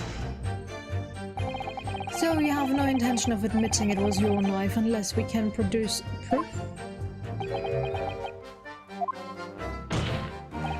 Even though there is no other credible possibility if Miss Natsume is innocent. Objection! You forget, my Nipponese friend, that it has yet to be established that the accused is not responsible for the attack. As if I could forget. If only there was some way to know who had handled the knife. But I suppose wizardry like that is just a dream. Perhaps you're thinking of fingerprints, Mr. Naruhodo. What? You mean it's not a dream? That sort of wizardry really exists? Whenever people touch anything, they leave behind a unique pattern from their skin, or so they say. But I can't see anything. There are already countries in the world where these so-called fingerprints can be used as evidence. Lord Strongheart is currently discussing the matter at the Ministry of Justice. Yes, I believe we are rapidly approaching an era of scientific methods of investigation. But for now, we shall have to find an alternative method of proving our assertion. That this knife found in the victim's back was original Mr. and Mrs. Garrideb's house. If only I could transplant this whole incident to several years in the future. That's the extent of the testimony, is it? What do you think, Mr. Naruhodo? Well, I think we've heard all of this before, to be honest. I can't say I'm particularly confident that we'll be able to prove anything new from this testimony. But in this cross-examination, it's absolutely essential that we establish how this knife came to be at the scene of the incident. Yes, I know. I'm sure both of them must be feeling very worried. Worried that it was in fact a knife belonging to one of them that caused the victim's injury.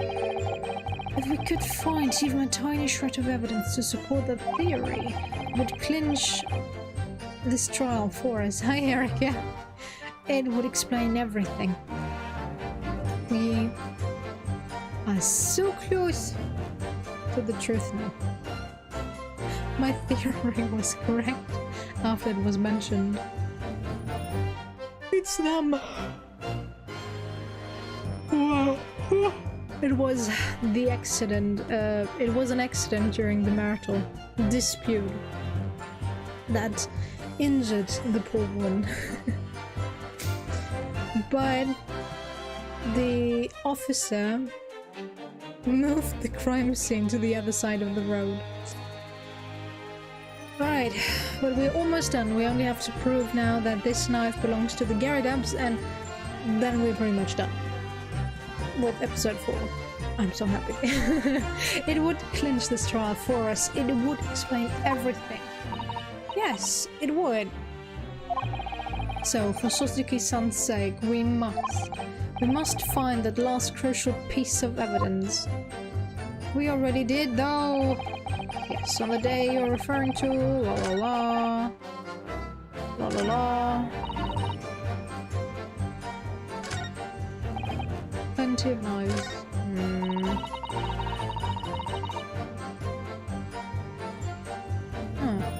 Where do you want me to press?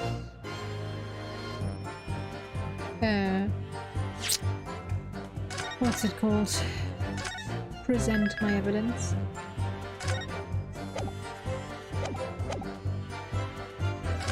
Or do you want me to present the tip?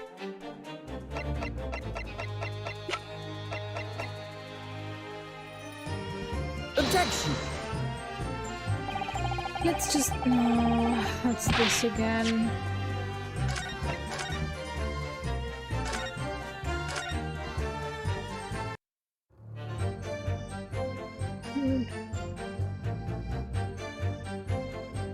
Present.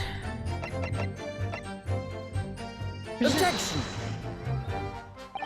The witness's last statement is clearly at odds with this piece of evidence. No, it's not.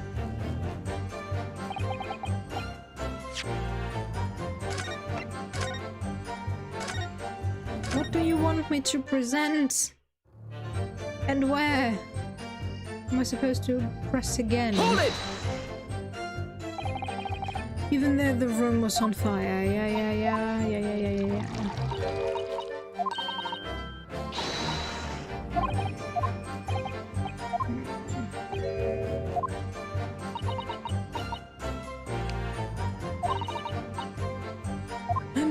Hostilities, blah blah blah. It was really only soft items I was throwing. It was really most restrained. The majority of them barely had joined. He's my husband after all. I see, Mrs. Garridab, your thoughtfulness and consideration for your spouse is apparent. What about you, Mr. Garridab? Do you remember your wife threw at you? I'm doing alright. How are you? Well, I recall the lines right, of course. Jolly good book. Only just purchased it, too. And a jolly good book for burning, it seems. But it was a dashed awful scene on the battlefield, I can tell you. Flames everywhere, smoke billowing. Couldn't see a bally thing, really. I dare say I wouldn't even have noticed a knife bouncing off the old bounds. I don't think they tend to bounce, actually. Plenty of knives around the place. Can't say I noticed. Where or what do you want me to press, you stupid game?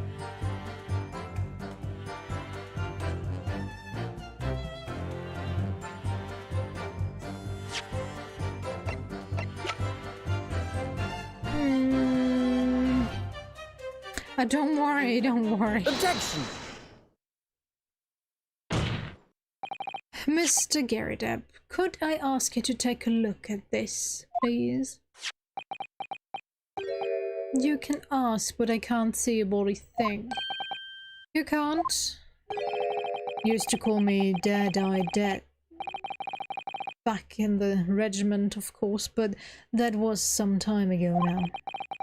Even when I'm trying to enjoy a large print book by the fire these days.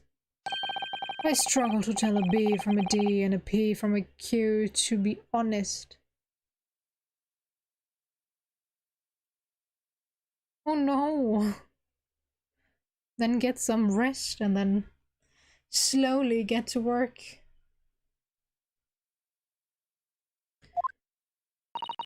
Oh, he does, dearie me. It's rather wearing being asked about every other letter and every other word. Alright. It's not going on for much longer, I believe. You must... There. Very doozy. Okay. What is that? A tiny scrap of metal? Yes, almost certainly from the tip of a blade. And what may appear at first to be just a tiny scrap is in fact a crucial piece of evidence. Interesting. And where did the defense come by this evidence? It was lodged in the chamber of Mr. Garridab's pipe. My pipe, you say? By Jove, I wonder how that got there. And what precisely does this fragment of metal signify, Counsel? Are you suggesting that it is in some way related to the matter of the stabbing on Prior Road?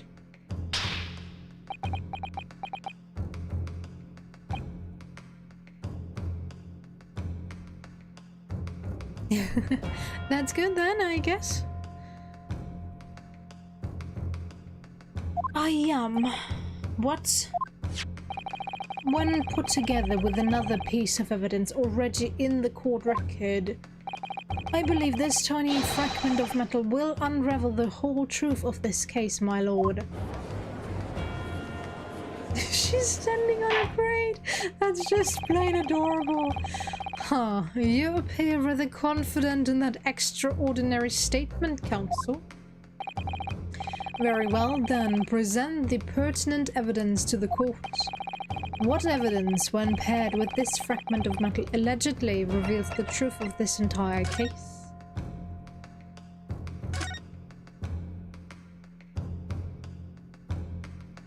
Ah, well, I keep forgetting that I just have to press R. Take that! This is the knife that was found in the victim's back. If you look closely, you will see that there is a small piece at the tip of the blade that is missing. common issue with the inferior blades sold at unsavory street markets. Criminals who use them regularly leave the tips lodged in their victims' bones. And what of this particular knife? No doubt its tip has suffered a similar fate, now languished somewhere near the spine of the victim. Objection! No, that's not the case. The tip of this particular knife's blade is the very fragment of metal we discovered in the chamber of Mr. Garrideb's pipe. Good grief, Lord Van Zeeks? I don't believe it. The knife from the crime scene and this fragment of metal are a perfect match. Good golly gosh, what? Order! Is this some sort of Eastern sorcery? This is no magic, my lord. This is a miracle. A miracle. So Van Zeeks has figured it out, has he? Counsel, explain this extraordinary coincidence at once. Yes, my lord, the crucial point we have to ask ourselves here is when did the fragment of metal find its way inside Mr. Garrideb's pipe?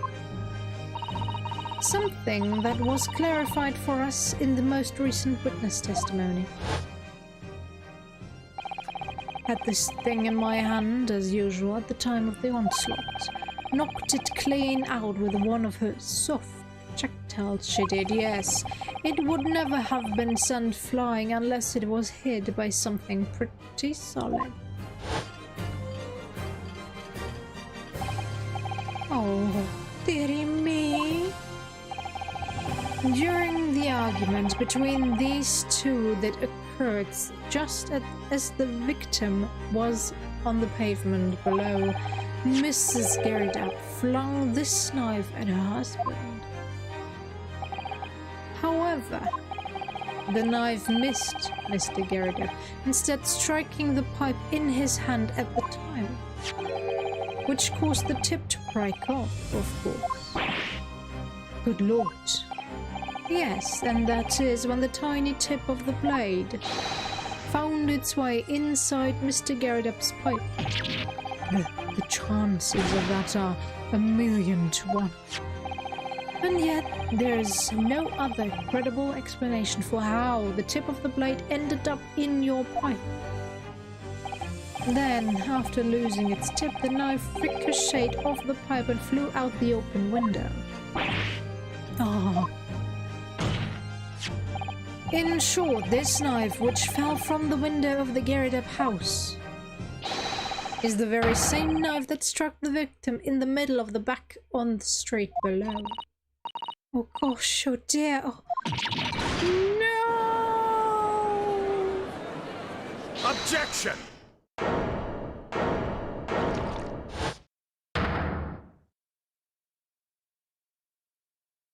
Oh, come on. A full-bodied theory, I'll give you that. A complex bouquet of seemingly trivial points plausibly arranged to create an almost passable vintage. Don't throw the class, don't throw the class, don't. Allow me to toast my learned friend's characteristically Nipponese approach to bottling his argument. Sorry. But after all, it is just a theory. A game theory. The bottle, I fear, is corked. Because you see, it's boiled by an insurmountable inconsistency. An insurmountable what? Lord Van Zeeks, explain yourself. What is this inconsistency you claim to have identified? An inconsistency of the simplest nature, my lord. The victim was found with a knife planted in the middle of her back. Yes, in her... Oh. That's right, you silly little man. Now, Joan, old thing, what are you getting so excited about? Let us consider the basic fact of the case once more. The victim was walking along the pavement before being stabbed in the back and falling to the ground. If the knife that struck her had fallen from above... I told you to not throw it. There is no possible way it could have planted itself into the victim's back. There is what? The reason why she's holding the stupid book? Order! Order! Quite right, you see, that's exactly right. If the knife had fallen on her from above, it would have struck her on the top of her head. Well, he's lost for words, look. I knew it. I never liked his theory in the first place. You don't know, though, what really did happen. It would appear the defense has made rather a spectacular blunder. If a theory has ever one inconsistency, it cannot stand. Your theory, my learned friend, is history. We were so close. I could see the truth. I was so sure we were on the right track. But now the way he has been blocked completely by just one simple inconsistency.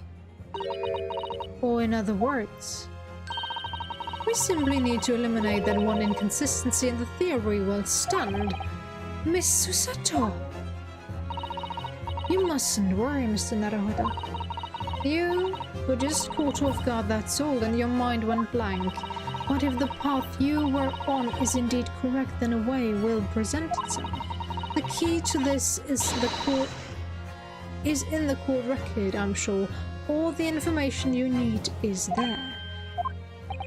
It seems you have something to say, my Nipponese friend. Well, your silence speaks volumes. A tacit acceptance that your theory is fatally flawed. Objection!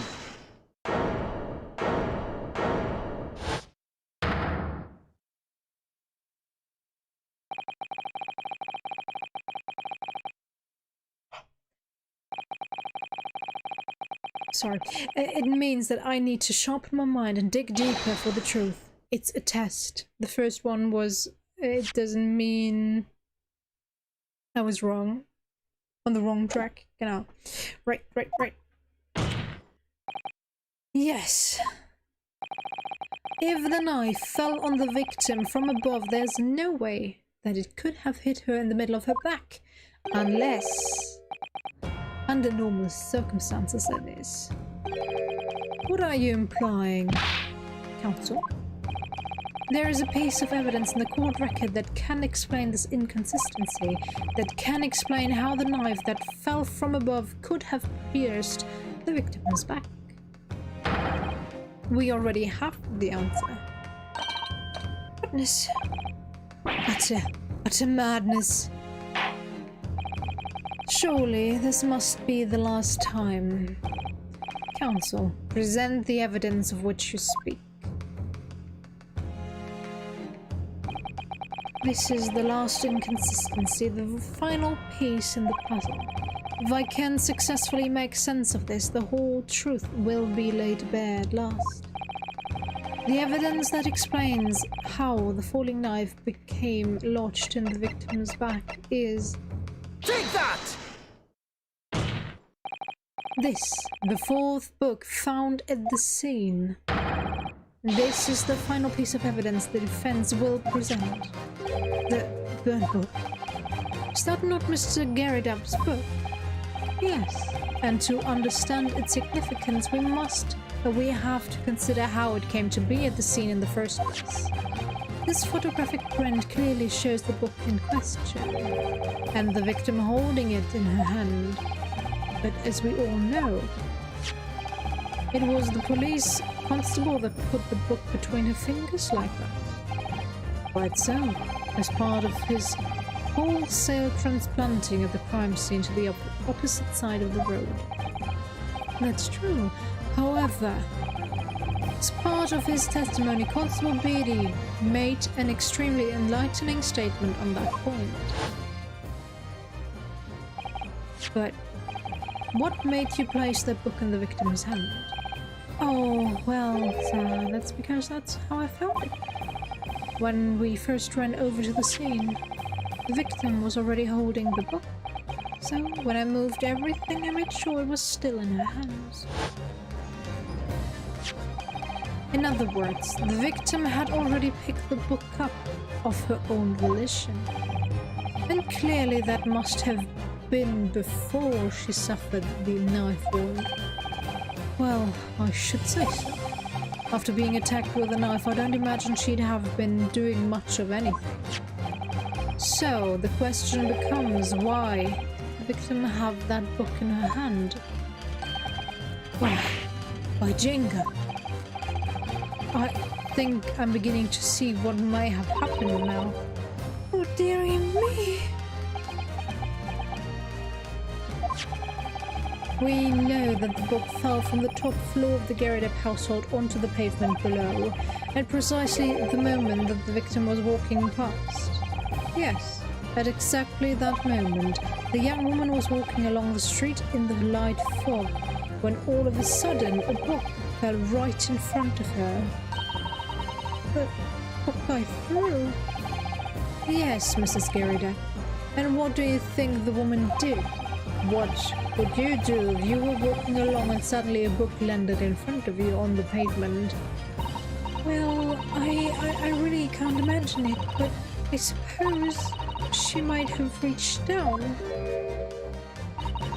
and picked the book up. Yes, that is exactly what the woman in fact did. She picked up the book. Oh, heavens! And when the woman reached down to pick the falling book up, what position would her back have been in? That's right, facing the sky, completely and utterly defenseless. Then, in the very next moment, while the woman was still bent over picking up the book,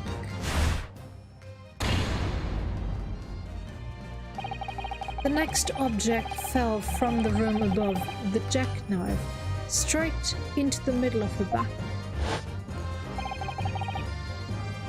And at the same time, walking by chance directly behind Miss Green was the defendant, Mr. Suzuki Natsume.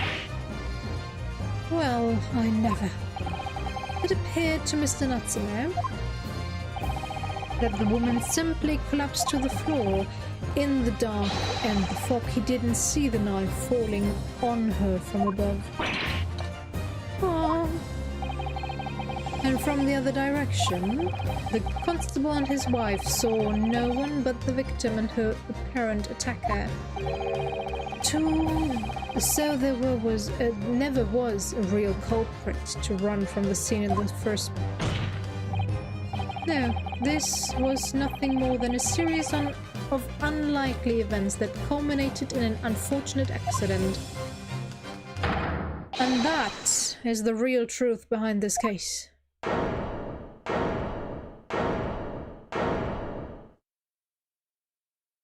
You should still get Mrs.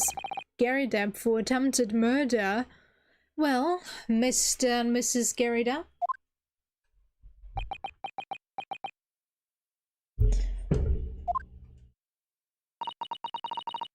The very first time you showed me that knife, I had my suspicions.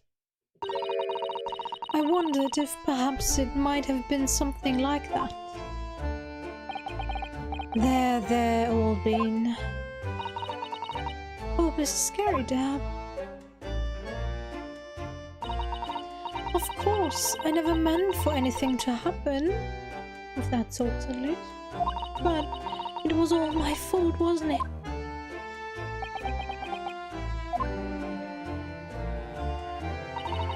I take full responsibility. I let my anger get the better of me. I threw that book. And I threw that knife as well.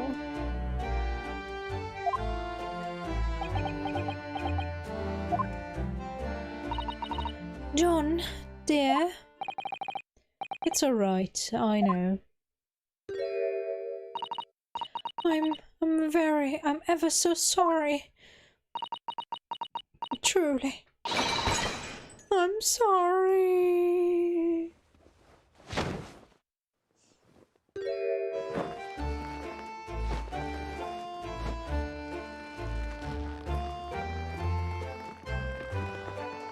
You can lie her down peacefully.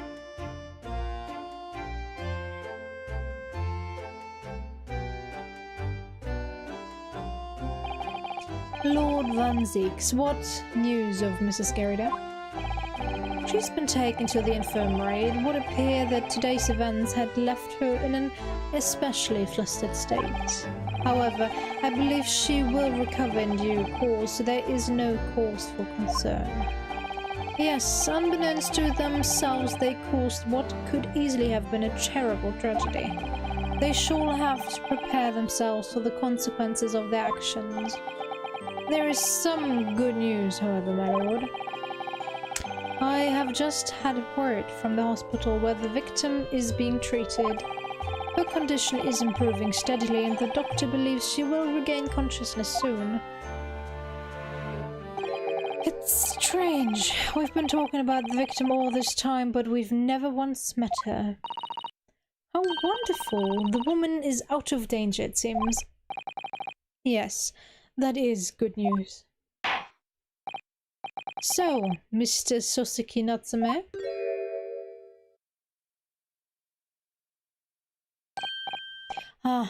Yes.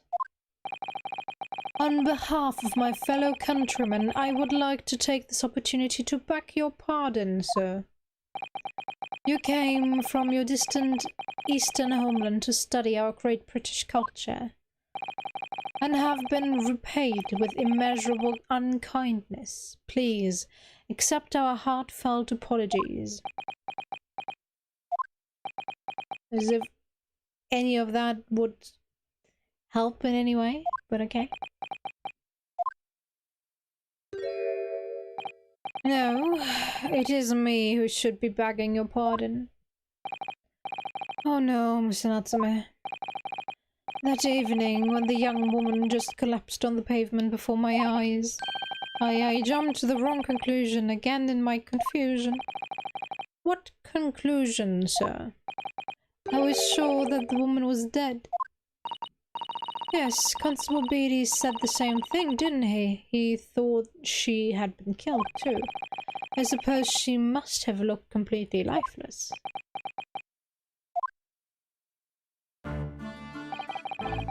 It's been about a year since I arrived in Great Britain now, but I still can't get used to life here. I can't relax. I'm sure there are evil spirits lurking in the fog, like they're haunting me. Poor Soseki-san, his imagination really has got the better of him. Yes, poor man. So, when it happened, I thought the young woman had been taken by the fog spirit.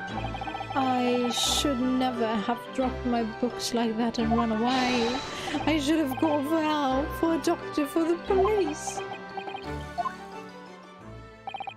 Instead, I've managed to create a rift in the relationship of trust between our two empires, and for that I am truly sorry.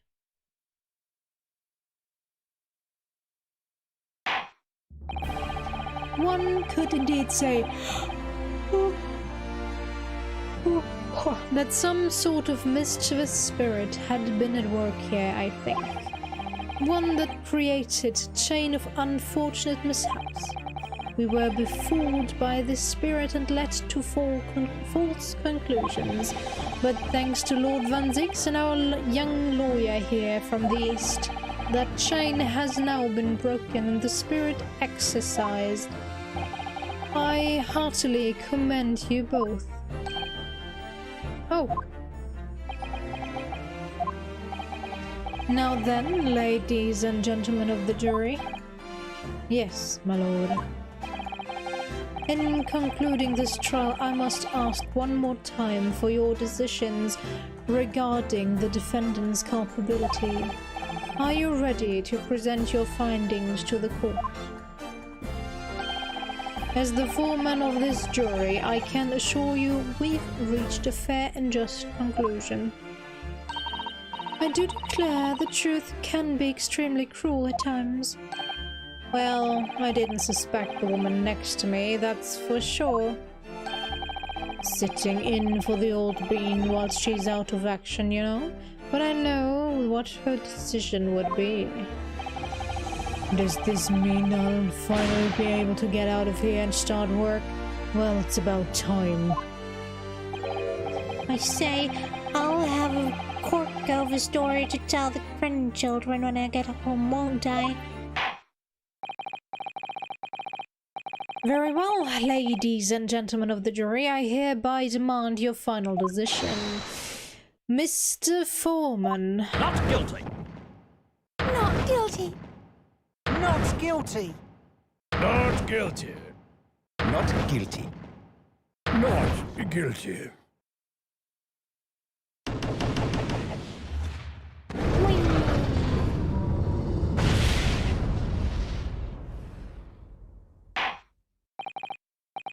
Very well, Mr. Soseki Natsume. I hereby pronounce you not guilty. Yay!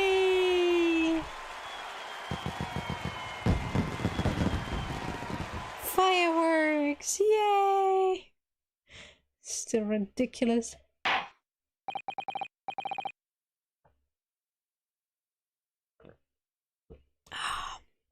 And finally, Mr. Natsume. Oh, yes, Lord, sir? You are now a free man once more. It is my hope that you will continue to further your education in British culture, and may you never again be brought before me. Oh, yes, sir, of course. On my life, I swear I'll never set foot in a courtroom again. I'm transported to tears. Okay. Thank you, counsel. Court is adjourned. Oh, finally done. Took us long enough. 20th of February, 3:17 p.m. The Old Bailey defendant's empty chamber. Oh, locum. Wait, you mean me? Of course. Is there another locum here? Is there even one? Compared to the original locum student, Mr. Naruhodo Esquire, your name has become rather short, hasn't it? What's wrong with using my actual name? Oh, at last. I'm free. I'm free. Joyful, joyous, jubilant jubilation. Heady, hearty happiness, hurrah! Oh, I am pleased. Mr. Natsume is delighted.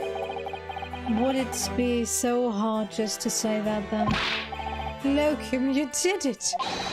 You saved me from the brink!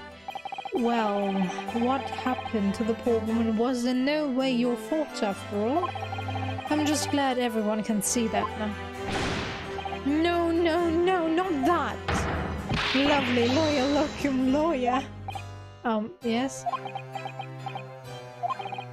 I mean, as I said before, I have just never got used to life here in Great Britain. Every time I look over my shoulder, I see foreigners. I see towering brick buildings, and from high up windows I see them looking down on me, laughing. Look at that little hunchback. Oh dear, I'm sure it's all in your head, Mr. Natsume. But today, you, locum lawyer, gave my gloom the boot. You stood firm behind the baronial bench before all those bubbling British. You battled to the bitter end, laying bare the baffling truth. And when I beheld the blinding fireworks among the beams of the Bailey's roof, I bellowed, "Behold the best barrister ever born." Barrister, right? Well, that's very flattering, and we're very pleased for you. This has given me a wonderful anecdote to recount to my old friends back in Japan. An anecdote. Is that what's to become of all my hard work? Ah, there you are, my dear fellows. I apologize for keeping you waiting. I rose late this morning. Oh, Mr. Sholmes, what a pleasure to see you. I see I'm here not a moment too soon. A disaster has been averted, I'm glad to say. Oh. The trial shall begin presently, Mr. Naruto, and I wish you the very best of luck. It's just finished. What? No, then my haste was in vain? Ah, it's you! Herr Sholmes. Oh? Have we met, sir? This is Mr. Nathalie, the man you had arrested, Mr. Sholmes? Ah, I see. I failed to recognize you at first. Our previous encounters have taken place in the gloom, either of your bleak lodgings or that prison cell. I simply couldn't place that curious face in the light. Charming. This is all your fault. Here, Sholmes. You are the reason I had to go through this terrible ordeal. I'm going to give you a piece of my mind. My apologies, sir, but I assure you I have placed you now. You're the fellow who abandoned the poor young lady and ran off, are you not? Ah. Had she been taken to the hospital more urgently, I feel perhaps she would have regained consciousness by now. Oh. But it was unavoidable, I'm sure. We are but human after all. Anyone would have been shaken by such an experience.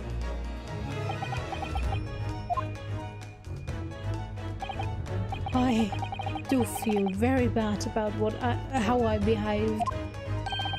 Well, never mind. Now then, what was it that you wanted to say to me, sir? Nothing. Ah, priceless. Oh, I am sorry, really, but that was quite priceless for Soseki-san. Still, on the bright side, you've had an extremely entertaining experience without paying a penny. And it would seem you were not even found guilty. But there is no bright side. Whatever do you mean, Mr. Natsume? Even after this, I'm still cursed by the spirits and now by the Reaper. Ah, Lord Van Zeeks. I haven't forgotten, you know, what facing that man in court means. Even if you're found not guilty, you're still doomed. It will all be alright, Mr. Natsume. Huh? If the Reaper appears trying to make trouble, I will protect you. Hiya! Why? With a perfectly executed Susato takedown. Much as I like being turned on my head, a bit of a warning might be nice next time, Miss Susato.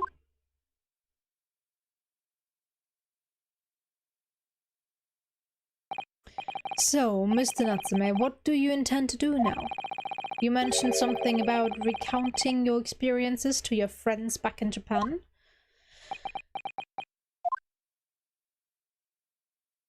Yes, I intend to return to my homeland soon. Oh! It has already been a year since I arrived here in Great Britain. I've visited universities, libraries, bookshops. I've been honored with the tutelage of professors. I've learned so much about the wealth of literature here and the city it has shaped. And I've come to realize that it is my calling to sail home and tell my fellow countrymen about it. That's very touching, Mr. Natsume. Or, in perhaps less veiled terms, you wish to withdraw halfway around the world to escape the terror of the Reaper's curse? That's not it at all. The more I learn of literature, the more the strange feeling claws at my insides. I feel compelled to return to my roots and attempt to pen a work of my own. Oh, I see. A work of literature by Soseki-san. Could be an interesting read. And what about Miss Susato and yourself, Mr. Naruhodo? Sorry? What about us? Will you return to Japan alongside your mustached compatriots? Why would we? They are here for 3 days now. Why would they return after 3 days? A week has not yet passed since we arrived in London. And only now does it feel as though we have finally found our feet. And you are accommodated in a hotel at present, are you not? That's right, but we need to find lodgings before it bankrupts us. I've calculated we can only afford another 10 nights before our entire budget is exhausted. Well then, you can take my lodgings. Oh, the windowless room? Ah, but what it lacks in windows is more than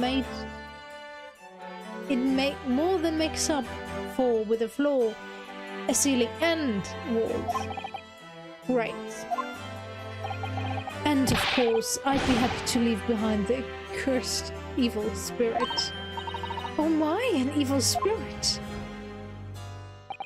Oh yes. It tries to suffocate you while you sleep. It's an infallible wake-up call. We'll think about it, if that's alright. Perhaps I can offer a more welcome alternative. Would you consider taking lodgings with me? Really? Well, a vacancy has conveniently presented itself, though it is up in the attic, I might add. Are you sure it isn't just a storage loft? I spoke with the landlady this very morning on the matter of price, and Iris is cleaning the room as we speak. You must come at once. I presume you have no luggage to speak of? Oh, this is simply wonderful. What an honor to be invited to taking lodgings in the great detective's office aesthetic. I'm to overcome for words. So suggesting we look elsewhere is out then. Then it's settled. Iris will prepare a welcome dinner this evening. And you must come, Mr. Natsume. I insist. I don't know what to say, but thank you and yes. Wonderful. Then I'll go and complete the paperwork for your form of release, Mr. Natsume. I shan't take long. Somebody's happy. Locum. I knew that you wouldn't let me down. I'm truly delighted to have met you here in London. Likewise, Mr. Natsume, it's been a privilege for you to... meeting you too, goddammit. I'll be right back. I need another toilet break, I'm sorry.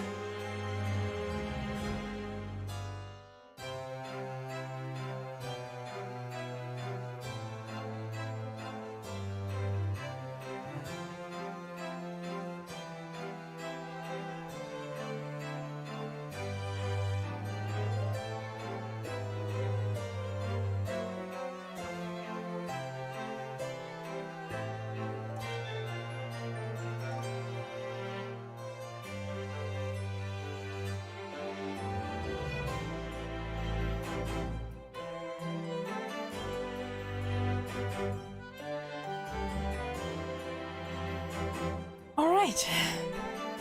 Let's finish this.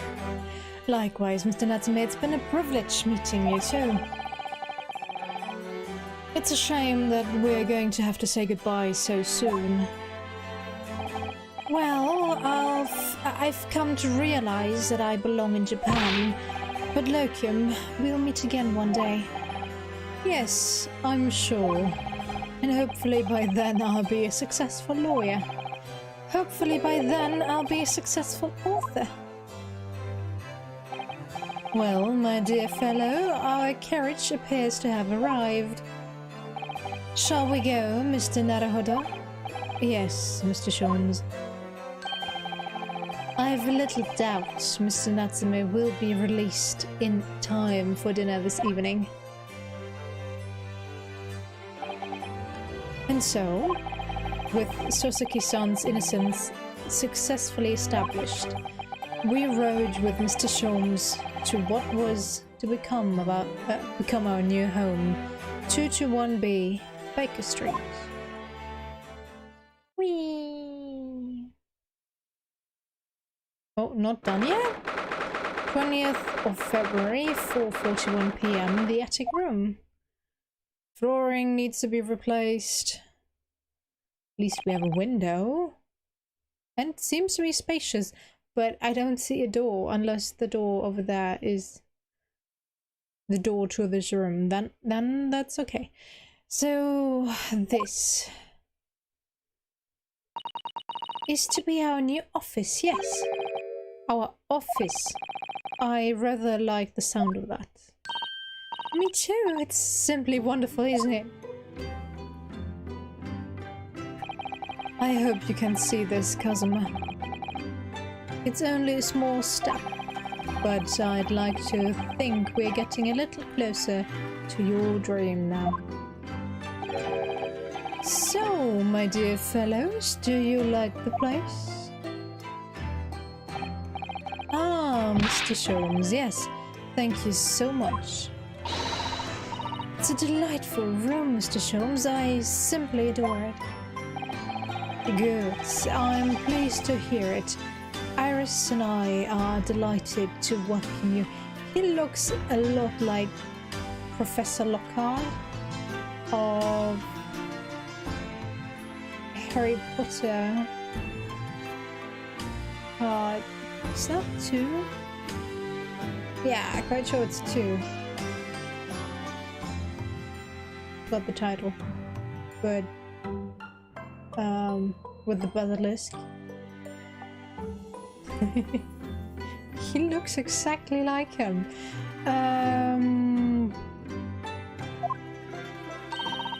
I hope everyone is hungry. It's nearly time for dinner.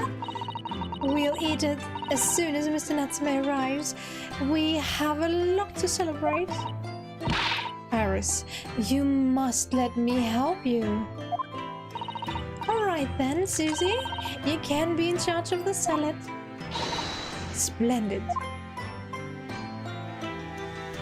Reminds me, I still need to finish some salad before it goes bad. So, Mr. Naruhodo, how does it feel to have your own office in the capital? It's very exciting, actually. I can't help wondering what adventures await us. Those were precisely my sentiments when I first established my office at these premises. Until I discovered the truth, dark truth about the city of London, that is. Sorry? London is a glorious place full of wonder, opportunity, prosperity and mirth. But the brightest of lights casts the darkest of shadows. Shadows? What do you mean? Well, I believe you're well aware of the murkiness that lies behind London's facade already. So, once again, Mr. Naruhodo.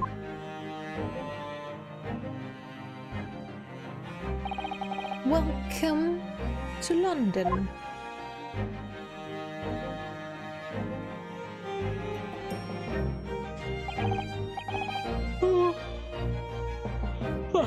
Of course, at the time, I had no idea of the significance of those words Mr. Sholmes so casually spoke.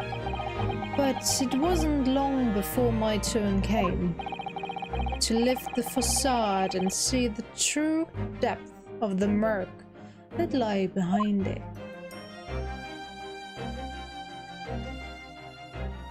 CN Wee. Boo boo boo boo. Save your current progress, yes. Please. The adventure of the unspeakable story. I just realized. I know. Okay. First one is Naruto, then it's Sherlock, then Naruto again, and then Sherlock. Alright. How many spaces do I have? Quite a lot, actually. 20. Alright. Oh. The Hound of the Baskervilles. The adventure of the unspeakable story. Alright. A hound it was, but not much a hound as any mortal has ever seen.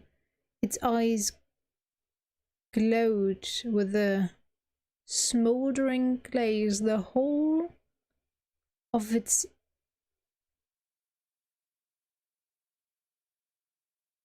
unsized body was outlined in white hot flames.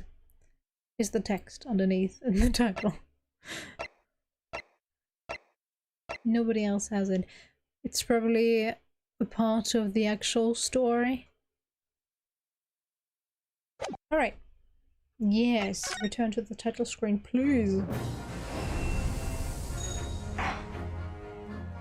Do you know what I've realized recently?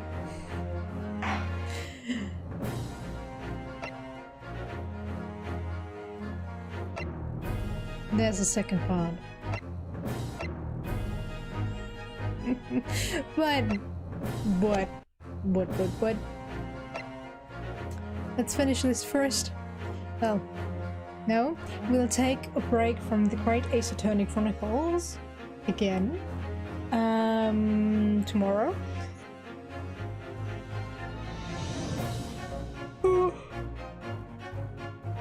Sorry.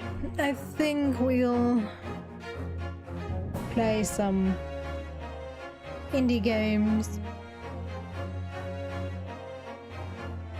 Probably. Not sure yet, not sure. If you have any suggestions, do tell me. I'm open for everything, but yeah, the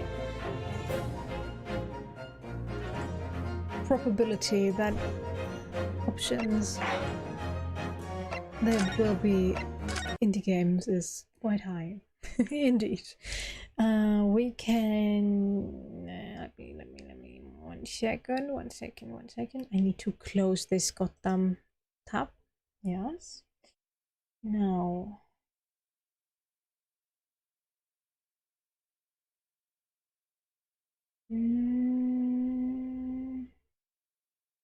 not Streamlabs. It doesn't show up.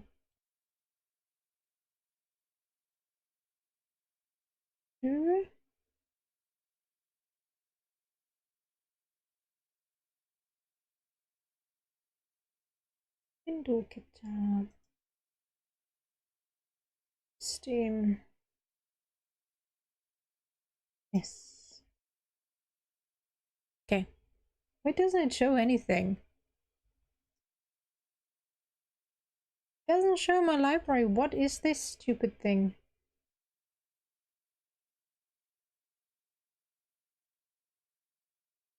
I just wanted to show the possibilities, but it's not showing up. Useless.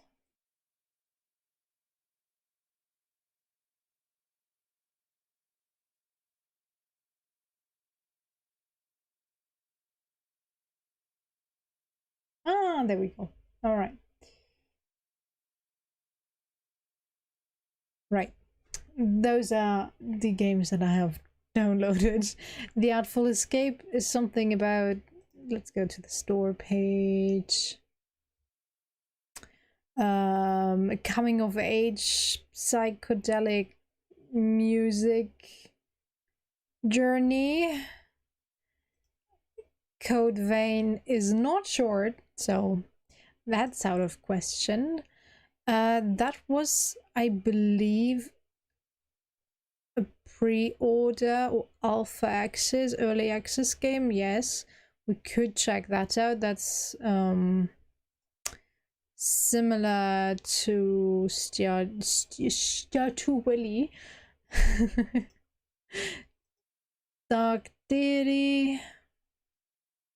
We could continue that. Dramatical Murder is another visual novel.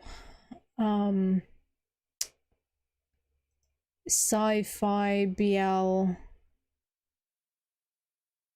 romance story with very questionable character designs. End story. I've watched the anime to that. Right, Escape Simulator. We haven't completed all rooms yet. Feel the Snow is a roguelike. Ah, no, that's the survival thingy where you have to build your base and survive as long as you can. Hardest.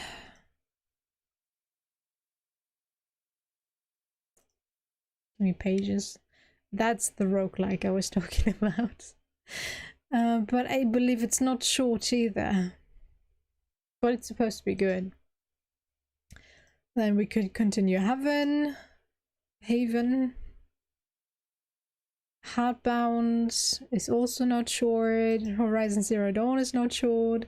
Insurmountable could be an option. You basically have to climb up mountains with random events popping up in between. Haven't played it, no idea. Saw it and thought it was interesting. And that's another visual novel, Kraken Academy. Layers of Fear is a possibility, but it's not short either. Then we have Marvel's Guardians of the Galaxy, the Telltale series. Another visual novel. That's another indie game. Another not short one. We have played that. Sayonara of Wild Hearts is another possibility. Too long. Could continue. God damn it. Tales of Arise. We could continue that. We could finally finish Tell Me Why. Free in June. Well, nice. I've bought it. And we could continue Yakuza 0. Those are the possibilities that I have at least downloaded. And, well, I have another 800 games I haven't played, so... yeah. There's a lot to choose from. But, yeah. Let's end the suffering. And...